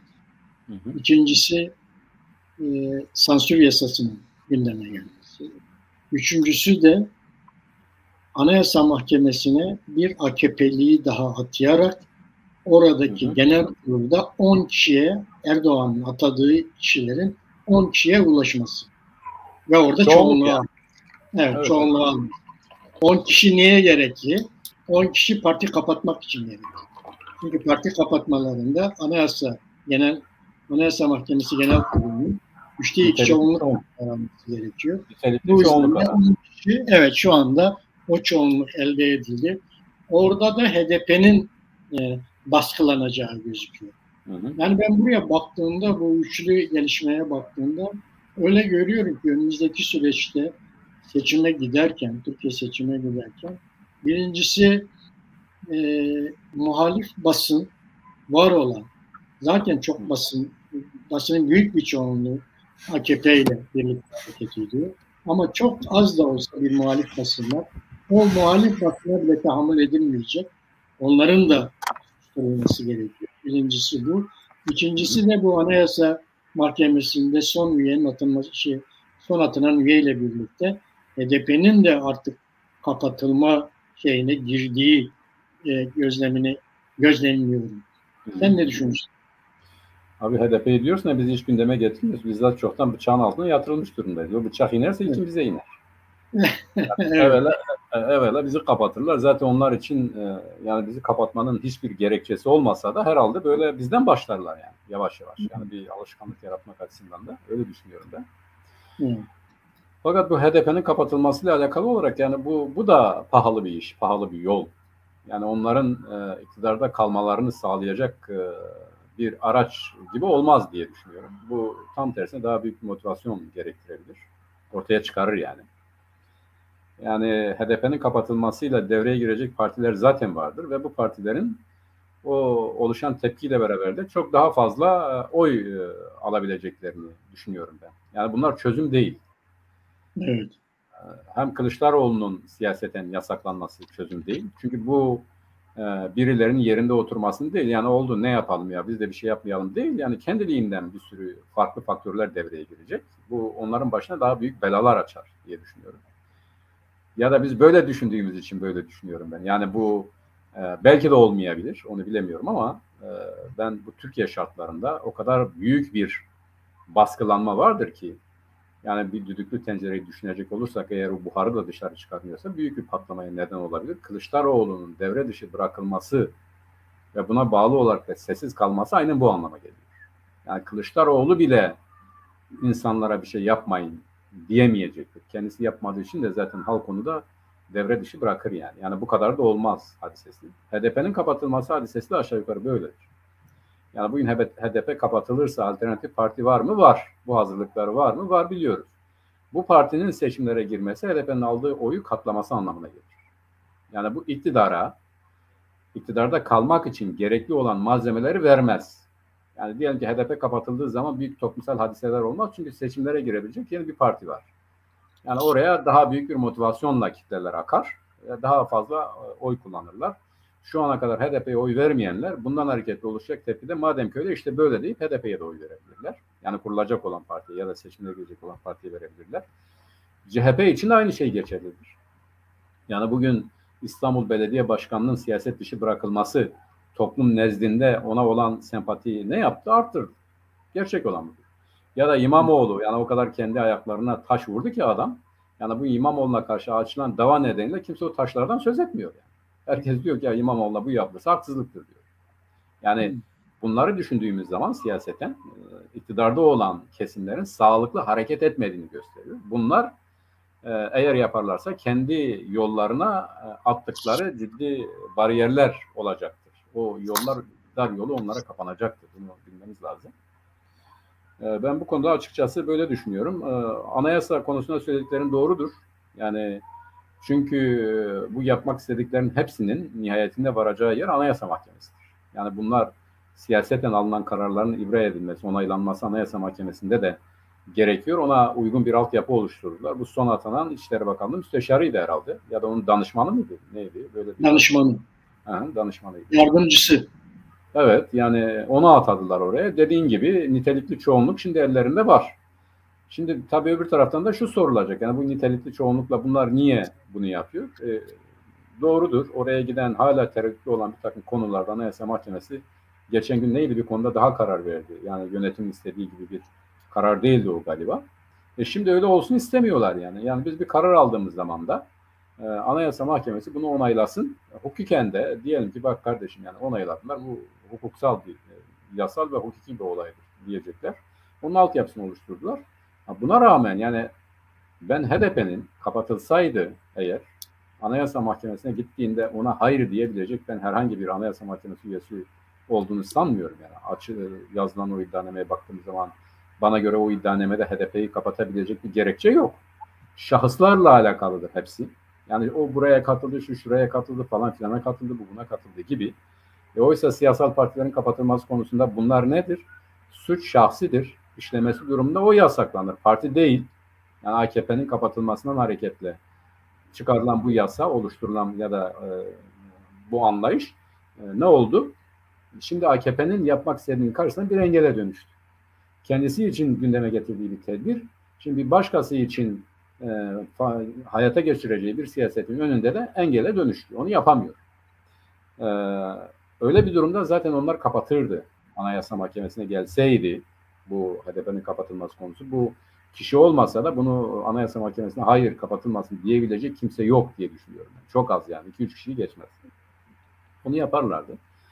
Ben HDP'nin kapatılacağı konusunda tabii yani bu rejimin gelenekleri, görenekleri, anlayışı, düşüncesi karşısında insan tabii ki fazla bir şey söyleyemiyor ama HDP'nin kapatılacağı konusunda da böyle %100 emin değilim. Bunu kendimizden biliyoruz. Yani bizim diyelim ki bugüne kadar bizi kapının önünde tutuyorlar. İşte her şey bitmiş ama bir türlü savunmaya çağırmıyorlar bizi. Bunun politik nedenleri var. Bu politik nedenler küçük gibi görünsek de büyük sonuçları olacak. Yani Kürt partileri, adında Kürdistan olan partiler kapatıldığı olayı bizim bunu her açıdan zaten gündeme getirmemiz olacak. Avrupa'da gündeme getireceğiz, Türkiye'de gündeme getireceğiz. Kendi hakkımız olan bir meselede, yani kendi adımızla siyaset yapma hakkımız olan bir meselede, bu anayasada da belirtilmemiş olan, hani diyorlar ya kapatmanın gerekçesi. Yok öyle bir şey. Yani kendi anayasalarında bile bizi kapatmanın gerekçeleri yoktur. Olmayan bir şeyde Anayasa Mahkemesi nasıl karar verecek? Bu bütünüyle politik olacaktır. Bu politik kararın da dünyada büyük teşhire neden olacağını biliyorlar. Bunun için kapatmıyorlar diye düşünüyorum. HDP ile alakalı da bu politik sebeplerden hareketle eğer gündeme gelirse yine onların başına bela olur diye düşünüyorum. Yani bu çok zor bir hadise. Hani kapatma zor değil yani. Yani bunun kapatılması durumunda sonuçları çok göze almaları zor. Eğer göze alırlarsa da başka bildikleri vardır. Onu bir şeyden bilemeyiz. Ben o konuda da biraz farklı düşünüyorum abi. Yani kapatırlar diye pek şu anda ikna olmuş değilim. Evet, yani ben de kapatılabileceği, yani seçimlere çok az kala kapatılabileceğini düşünüyorum. Alelacele bu 10. adayın da oraya monte edilmesi hem Kürdistani partiler açısından hem de HDP açısından olumlu sonuç vermeyebilir. Çünkü artık hukuk değil, siyaset ağırlık kazandı. Peki şöyle olabilir mi abi? Bir de şöyle düşünelim abi. Yani doğru, yani seninki de ben dediğim kadar itibarlı bir görüş. Ona hiçbir itirazım yok, olabilirdi. Fakat acaba diyorum bu anayasa mahkemelerini tahkim etmeleri, biliyorsun oraya seçilen üyeler daha sonradan görevden alınamıyor. Evet. Yani onların belli bir görev süresi vardır. O görev süresi boyunca orada kalıyorlar. Evet. Şimdi acaba diyorum kendilerinden sonraki bir sürece bu hazırlık olabilir mi? Yani kendi aleyhlerine gelişebilecek şeyler nihayetinde Anayasa Mahkemesi'nde kararlaştıracaktır. Diyelim ki hakkında bir soruşturma yapılması, Yüce Divan'a gönderilmesi gibi hadiseler karşısında bir tedbir olamaz mı? Olabilir. Yani bizim hepimizin günceli düşünürken bunun stratejik bir hamle olduğunu düşünmüş olamazlar mı? Ben biraz öyle de düşünüyorum. Yani geleceğe yönelik. Evet, öyle bir yönü de var tabii. Öyle bir yönü de var. Onun için bütün yönleriyle düşünmek lazım ama eğer iktidarda olmak bir akıl işi ise, yani HDP'yi kapatmak bu akılsızlık gibi görünüyor bana. Yani bu HDP'ye gidecek oyları azaltmayacak. Tam tersine çoğaltacaktır yani. Bu net olan bir şey. Ya diyelim ki bugün HDP'ye mesafeli olan bir Kürdün, öyle düşünelim, ya da bir demokrat adamın şu anda HDP'ye oy vermeyen birinin kapatılması durumunda onun yerine seçime girene oy vereceğine adım gibi eminim yani. Bu tepkiden hareket. Madem ki öyle, işte böyle diyeceği, toplumsal psikolojinin bu yönde hareket edeceği kesindir diye düşünüyorum. Yani onlar bu takım şeyleri böyle kendi ellerine aldılar, kendi denetimlerine aldılar.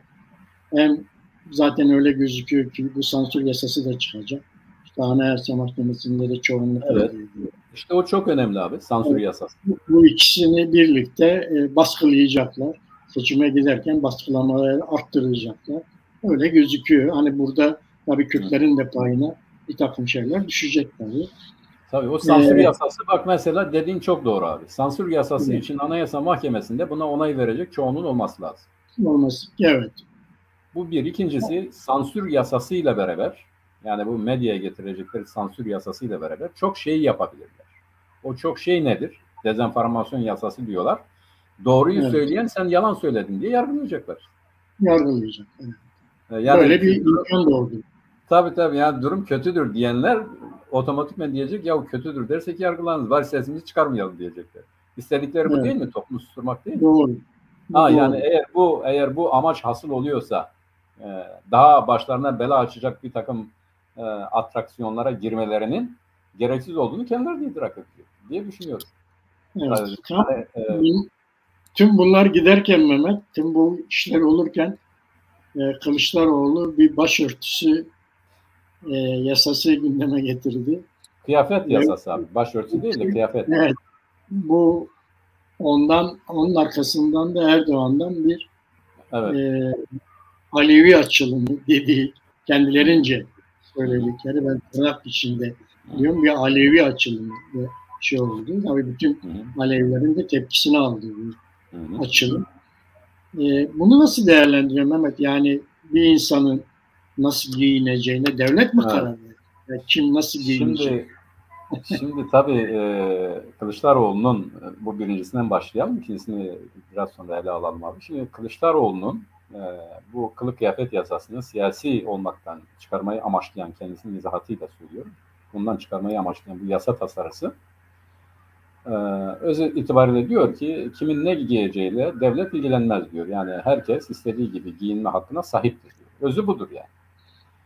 Şimdi bu başörtüsü hadisesi işte 90'larda gündeme geldiğinde biz genellikle bizim cenahta da tartışılıyordu. O zamandan itibaren ben diyordum ki ya da benim gibi düşünen bir sürü arkadaşımız diyordu ki, ya da sol, yani o dindarlara göre asla bunu onaylamayacak sol dedikleri kesim, bizim kesim, demokrat ilerici kesimde diyorduk ki ya bir insanın kılık kıyafetiyle uğraşmak, yani başını örtüp örtmeyeceğiyle uğraşmak yani akıl kârı değil. Böyle bir şey olmaz. Hani diyorlar ya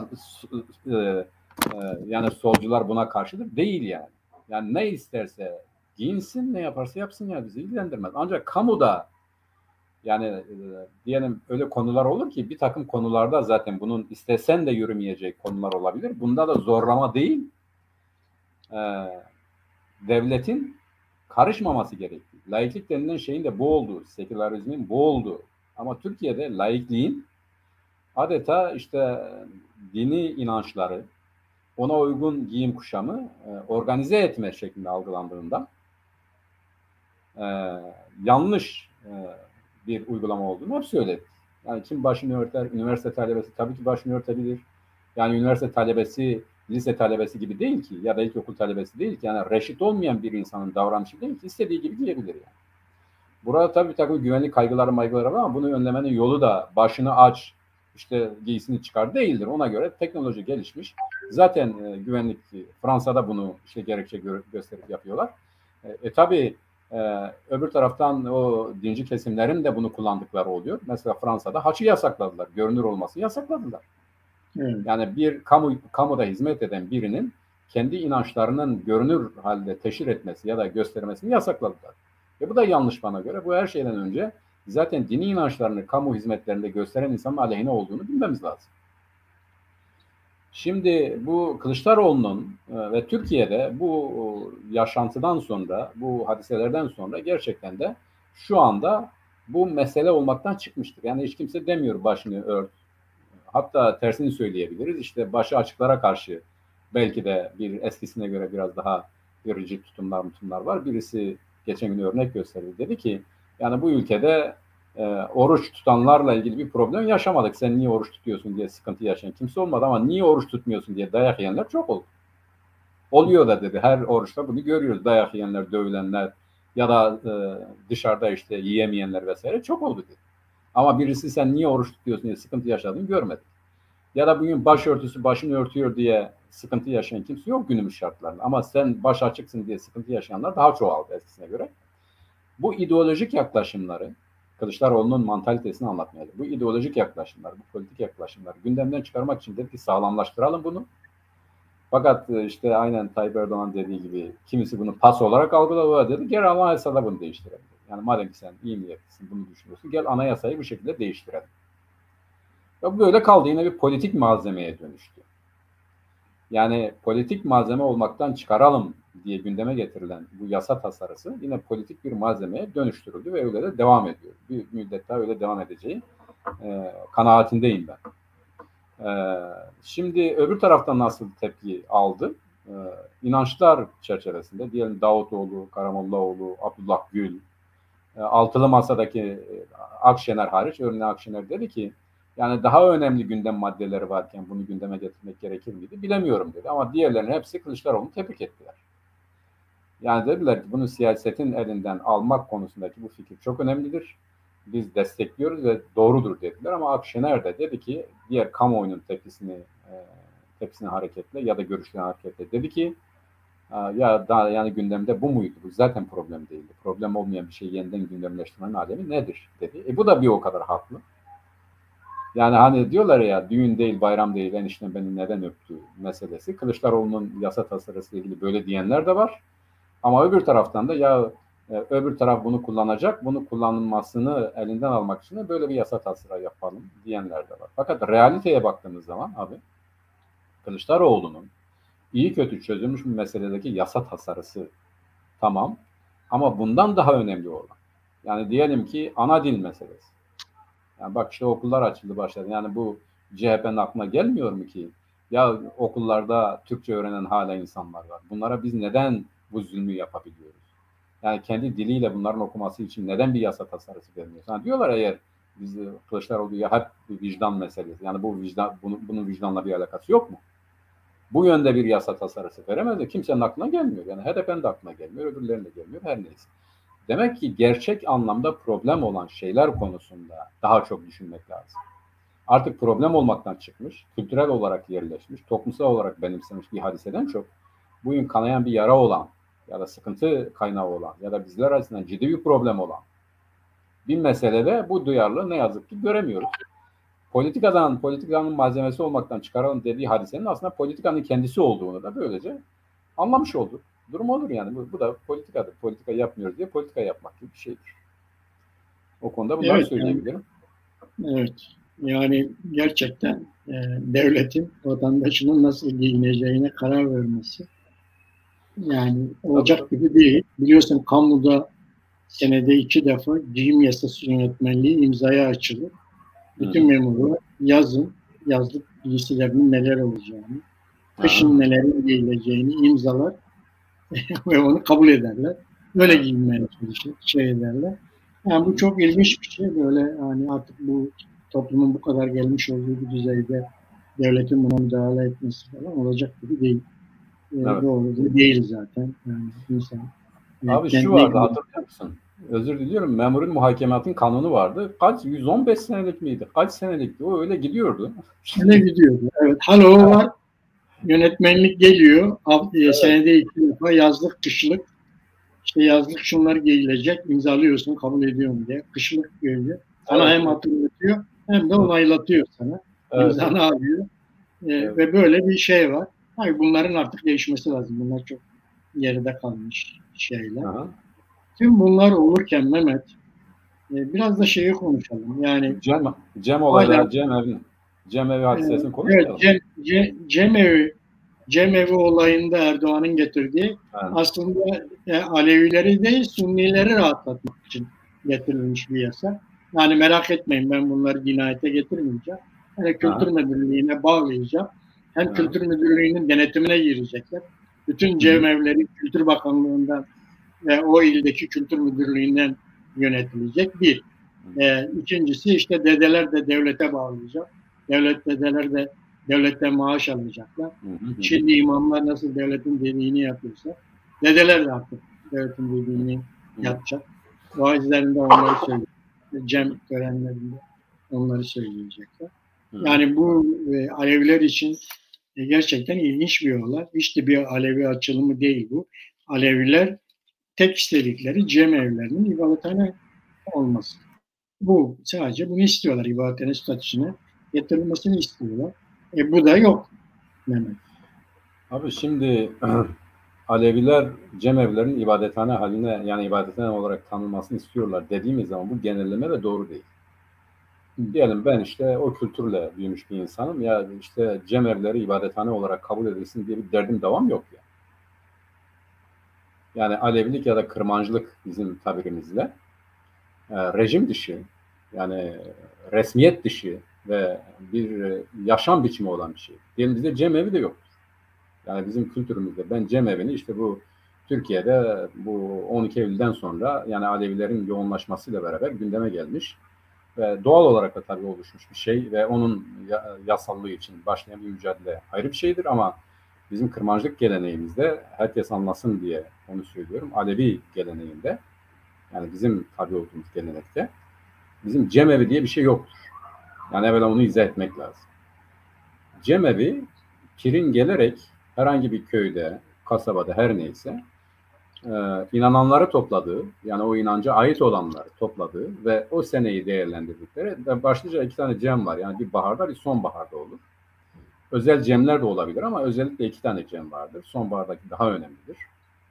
Gelip o bir yıllık süreci her açıdan, her yönüyle konuştukları, görüştükleri, küskünlükleri giderdikleri, problemleri çözdükleri, aynı zamanda üleşim yaptıkları, yani durumu iyi olmayanlara yardımın sağlandığı, temin edildiği, çıralıkların toplandığı ve dağıtılacağı ve aynı zamanda geleceğe ilişkin, o kendi toplumuna ilişkin iyi dilek, dualarda bulunulduğu, birlikte bir araya gelen, toplanan, cem olan ve aynı zamanda da sembolik olarak herkesin bir şeyler getirdiği ve orada paylaşıldığı. Aynı adeta hani diyorlar ya, bir üzüm tanesinin 40 kişiye paylaştırıldığı hadise gibi bir kolektif ritüeldir. O cem yapılır. Cem bittiği zaman cemevi zaten herkesin yaşadığı evdir. Yani bizim evde de yapabilir, senin evinde de yapabilir, öbürünün evinde de yapabilir. Oranın sürekli bir kutsallığı yoktur. Yani her zaman geldiğinde ille de orada cem yapmak zorunda değildir pir. Herhangi bir talebin evinde mesela önceden de belirtilir zaten. Yani bu sene burada yapacağız, bu sene burada yapacağız, bu sene burada yapılacağız dediğimiz bir hadisedir. Bizim kültürümüzde cem evi, sabit, yani mesela diyelim ki bizim şeyleri sayacak olursak, bizim parametreleri sayacak olursak, bir, pirdir, yani pirlik kurumu vardır, rayberlik kurumu vardır, cemevi vardır, kamberlik vardır ve taliplik vardır. Yani bunu bir kurum olarak düşün abi. Bunu bir toplumsal yapı olarak düşün. Aynı zamanda bir toplumun kendi iç örgütlenmesi, ibadeti, ahlakı ve siyasal idaresidir. Yani diyelim ki pir burada aynı zamanda yöneticidir. Rayber dediğimiz genel anlamda yol göstericidir. Talipler bu yolun talibi olanlardır. Ona bağlılardır. Kamberler işte pirlerle beraber yardımcılık yapan kişilerdir. Ve en önemlisi bu babadan oğula geçen bir şeydir. Yani Rayber'in oğlu Rayberlik yapar, pirin oğlu pirlik yapar. Yani o camiada kim belirlerse o görevi o devam ettirir.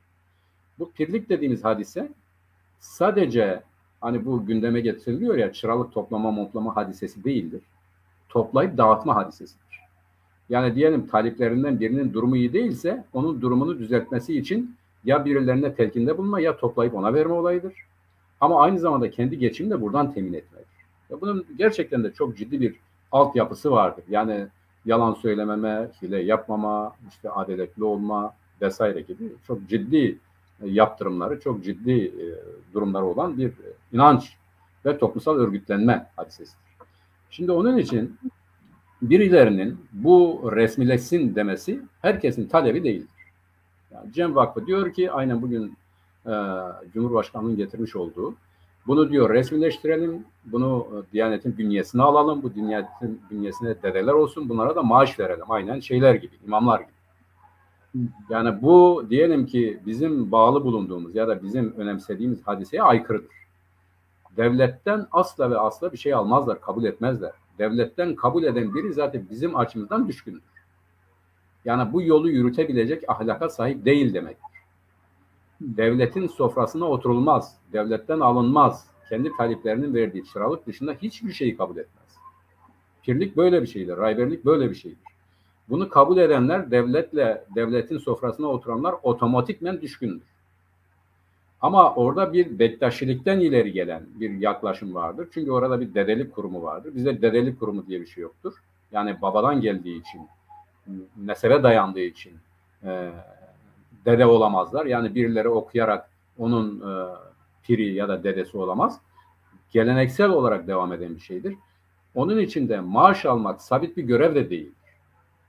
Yani o bugün benim, yarın öbür gün benim kardeşim olabilir, öbür gün benim oğlum olabilir ya da amcamın oğlu olabilir.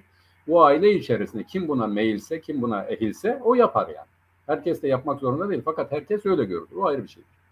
Onun için Alevilerin talebi, cemevi'nin ibadethane olarak kabul edilmesi talebi herkesin ortak talebi değildir. Tam tersine bize göre gölge etme başka ihsan istemezdir hadise. Yani benim inancımın, benim nasıl yaşadığım, nasıl inandığım seni bağlamaz, sen buna karışma yeter. Yani sen bugün kültür ve cemevleri başkanlığı kuruyorsun, beni kontrol ediyorsun, bu yanlıştır. Aynı az önce kılık kıyafet olayını konuştuk. Orada da yani böyle giy, böyle yap hadisesi yanlıştır. Bugüne kadar her ne kadar Alevi camiasına bir katkısı olmamışsa bundan sonra da olmasın. Yani bunu isteyen Bektaşiler ya da farklı düşünen bu Alevi inancını devlete bağlayıp Sünnilik gibi bir din olarak teşekkül etmek isteyen kesimlerin, rantçı kesimlerin, çıkarcı kesimlerin talebidir.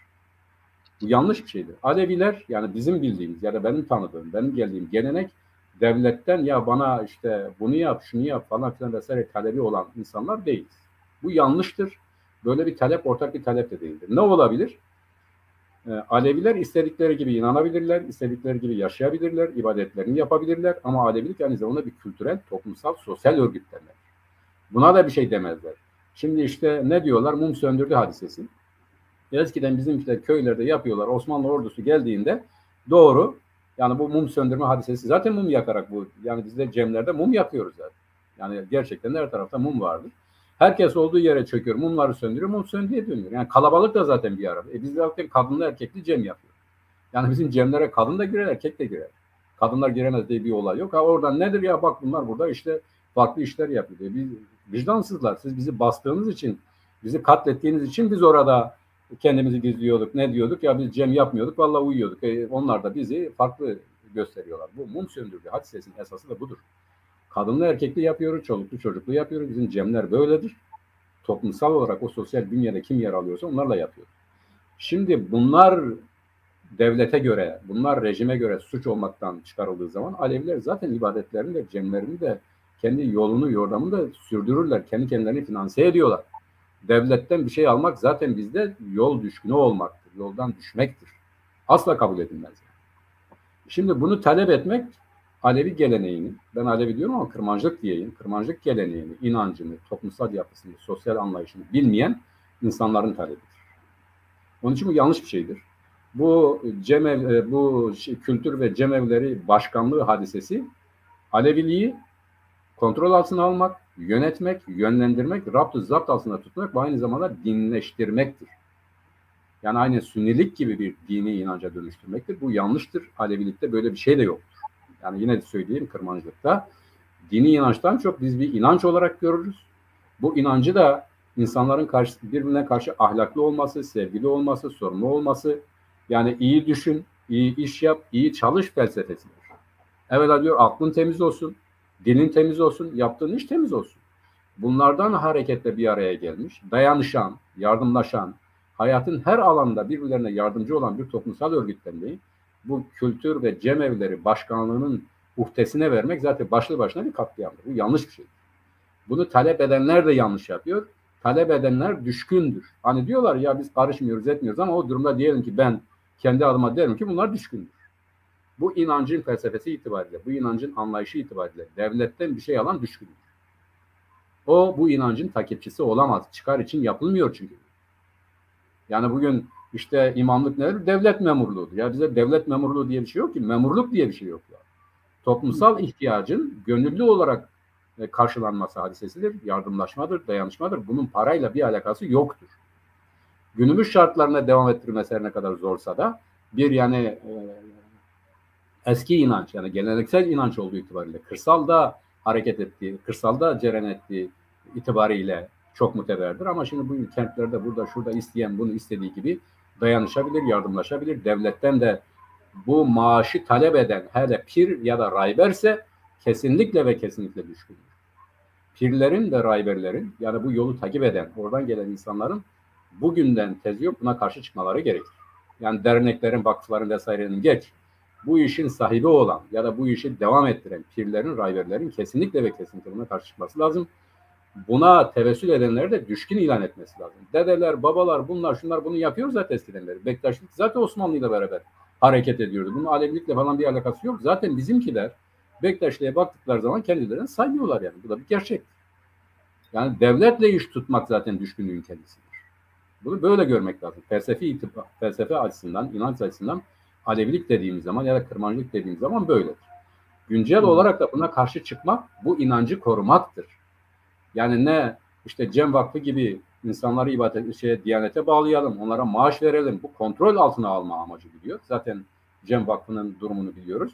Öbür taraftan bunun karşısında yeni bu işte Kültür ve Cemevleri Başkanlığı'na bağlayalım diyenler karşısında sessiz kalan, gerçek anlamdaki bu inancı otantik olarak sahiplenen insanların sessiz kalması da düşkünlüktür. Başka bir şey değil. Bu konudaki benim görüşüm bu. Bu da politiktir. Kılıçdaroğlu'na karşılık olarak gündeme. Yani sen benim tabanımla oynuyorsun, ben de senin tabanınla ya da sana iyi bakanlarla oynuyor. Kılıçdaroğlu da buna karşı olması lazım. Neden? Kılıçdaroğlu da diyelim ki bir pir çocuğudur. Bir pir ailesidir. Eğer onun otantik yapısını biliyorsa ki biliyor, bunu talep etmek bile düşkünlüktür. Düşkünlüğün kendisidir. Bunu buradan ilan ediyorum. Herkes bunu böyle bilmeli. O kuruma, kuruluşa, devletle ilişkiye dayanarak inancı sürdüren herkes düşkündür. Buna elektrik parası da dahildir. Yani Aleviler kendi masraflarını, kendi giderlerini kendileri bugüne kadar karşıladılar. Devlet verdiği için bunları kurmadılar. Kendi imkanlarıyla yaptılar. Bundan sonra daha iyisini yapabilirler. Buradan rant elde eden kesimleri de kendi dışlarına çıkarmaları lazım. Yani tamam cemevleri var, bunlar işte kurulmuş, edilmiş, eylemiş ama bunları bütünüyle Alevilerin kendi ibadetleri gibi, kendi çıralıklarıyla geçindirmeleri lazım. Ve burada gerçek anlamda o inanca sahip olan, o inancı otantik olarak koruyan ve öyle hizmet eden pirler ve rayberler olmalı. Dedeler değil. Yani bizim inancımız pirler, rayberler, talipler, kamberlere dayanan bir inançtır. Bu otantik yapı üzerinde devam ederse doğrudur. Tabii çok zor yani. Onu da kabul etmek lazım. Bunun dışında bunu yaşatmak için devletin destek vermesi hadisesini isteyenler ise düşkündür. Yani. Bunu böyle buradan ilan etmek lazım. Bu konuda bunları söylemek istiyorum. Teşekkürler Mehmet. Yani geçen hafta inançlar anlamında Gülistan'ın 4 parçasında da önemli gelişmeler oldu. Biliyorsun işte Türkiye'de bu başörtüsü meselesi ve Alevilerin Kültür Bakanlığı'na bağlanması gibi yasa önerileri diyelim gündeme geldi. İkincisi Ezidiler kendi bayramlarını Cema'yı kutluyorlar. Güney'de ve Laleş'te toplandılar. Kendileri için bir haç olayı. Evet. Ayrıca 4 parçada Sünniler de Mevlid Kandili'ni çeşitli etkinliklerle kutladılar. Bu da Kürdistan'ın 4 parçasında yaşanan inançsal gelişmeler. Bunları anlattıktan sonra çok kısa şeye de bir değinelim. Bir 6-7 dakika zamanımız kaldı. Şimdi Türkiye'de bu kadar gelişmeler oluyor, bu kadar değişimler oluyor. Ama hala Kürtlerin talepleri ne toplumun gündemine getiriliyor ne de siyasetin gündemine getiriliyor. Burada büyük bir eksiklik var. Siyasetin büyük bir eksikliği var. Bunu aşmamız gerekiyor. Yani mutlaka Kürtlerin taleplerinin siyasetin ve toplumun gündemine yerleştirilmesi, getirilmesi gerekiyor. Asıl ihtiyaç olan şey budur ve Türkiye'yi demokratikleştirecek olan şey budur. Ama bu da maalesef siyasetin ve toplumun gündemine gelmiyor. Bununla ilgili çabalar yetmiyor. Mutlaka bütün siyasi görüşlerin, siyasi hareketlerin, siyasi oluşumların el ele verip Kürtlerin taleplerini siyasetin ve toplumun gündemine getirmeleri gerekiyor derim. Sen ne dersin Mehmet? Abi ben senin bu iyi dileklerine katılıyorum. Şunu da eklemek istiyorum. Şimdi dikkat edersen abi yani çok arkadaşımız belki de dikkat etmemiştir. Bizim partimizde laisizm diye bir şey yok programımızda. Çünkü biz artık bu toplumsal şartlarda yani 21. yüzyılda bu meselenin kalmadığını bildiğimiz için inanç özgürlüğüne, herkesin ne düşünüyorsa, ne inanıyorsa ona inanması, onu düşünmesi, dile getirmesi gibi bir program hazırladık. Bugün Kürtlerin kendi inançları itibariyle senin de belirttiğin gibi kandilini ifa ediyorlar. İşte bizim Ezdilerin inançları var. O çok önemlidir. Laleş bugün Ezdilik inancının Kabe'si gibidir. Onu gerçekleştiriyorlar. Ezdilik ile bizim Kırmancılık arasında neredeyse birebir yani bir örtüşme vardır. İşte bu kavramlara baktığımız zaman zaten bizim inancımızın nereden geldiği de belli ya da bizim inancımızın nereye dayandığı ya da Ezdilik dediğimiz olayın da nereden geldiği de bellidir. Bu aynı zamanda bir Kürt inancıdır. Yani pirlik Ezdilik'te de vardır, Taliplik onlarda da vardır, bizde de vardır. Cem onlarda da vardır, bizde de vardır. Ben onlar bunlar derken, biz derken ayrıştırmak için değil yani. Öyle toplumda öyle gördüğü değil ama bu inanç ve ibadetlerin özgür bir şekilde dile getirilmesi için ille de bir kanuna, manuna vesaireye falan filan gerek yoktur. Yani hayatın kendisi budur. Bu hayatın kendisinin herkes nasıl istiyorsa öyle yaşaması bir haktır. Buna bu kanun gerektiren bir şey yoktur. Yani diyelim ki yaşama hakkıyla ilgili bir kanun gerekiyor mu? Değil. Yaşama hakkı, yaşama hakkıdır. Bunun ifade edilmesi, yerine getirilmesi devletin görevidir. Yani devlet bütün herkesin ibadetiyle, giyimiyle, kuşamıyla, inancıyla istediği gibi, kendisi gibi yaşaması için gerekli önlemleri alma göreviyle karşı karşıyadır. Bizim program da esas olarak böyledir.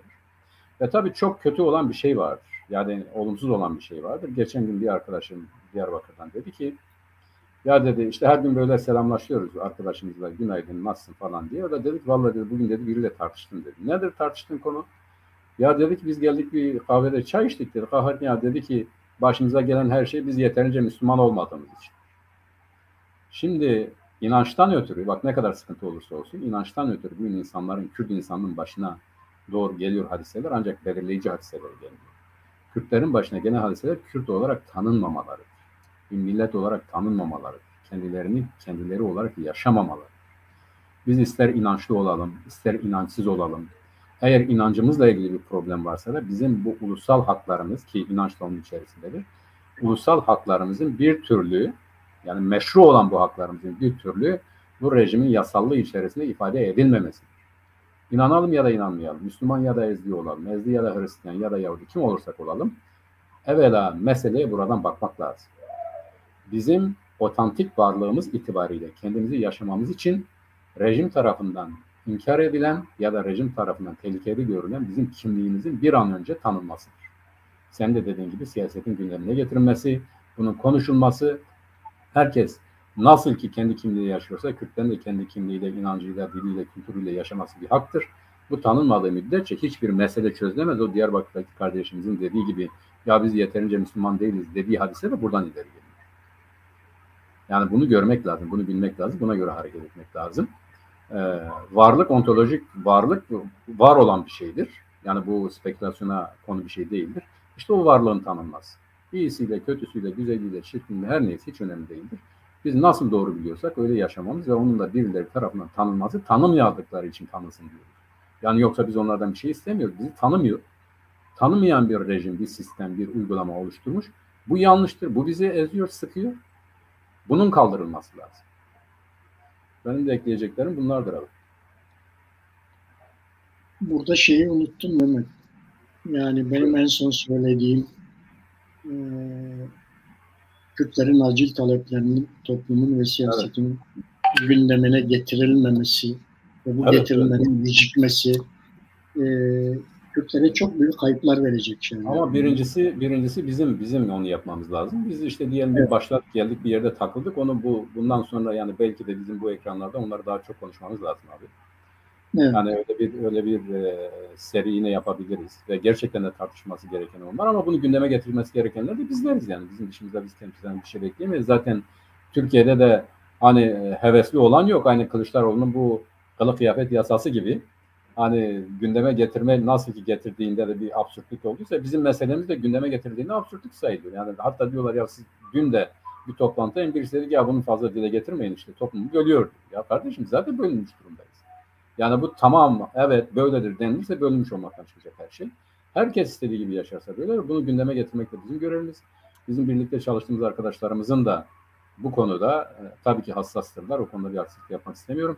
Ancak daha önce de biliyorsun görüştük, konuştuk siyasi parti genel başkanlarıyla burada ve herkesten talebimiz odur. Bizim genel başkan her ne kadar bu konuda daha tez canlı davranıyorsa da yani hepimiz açısından da gündemde olan mesele bu. Bu mesele çerçevesinde bir araya gelip gerçekten de ona uygun siyaset izlememiz lazım.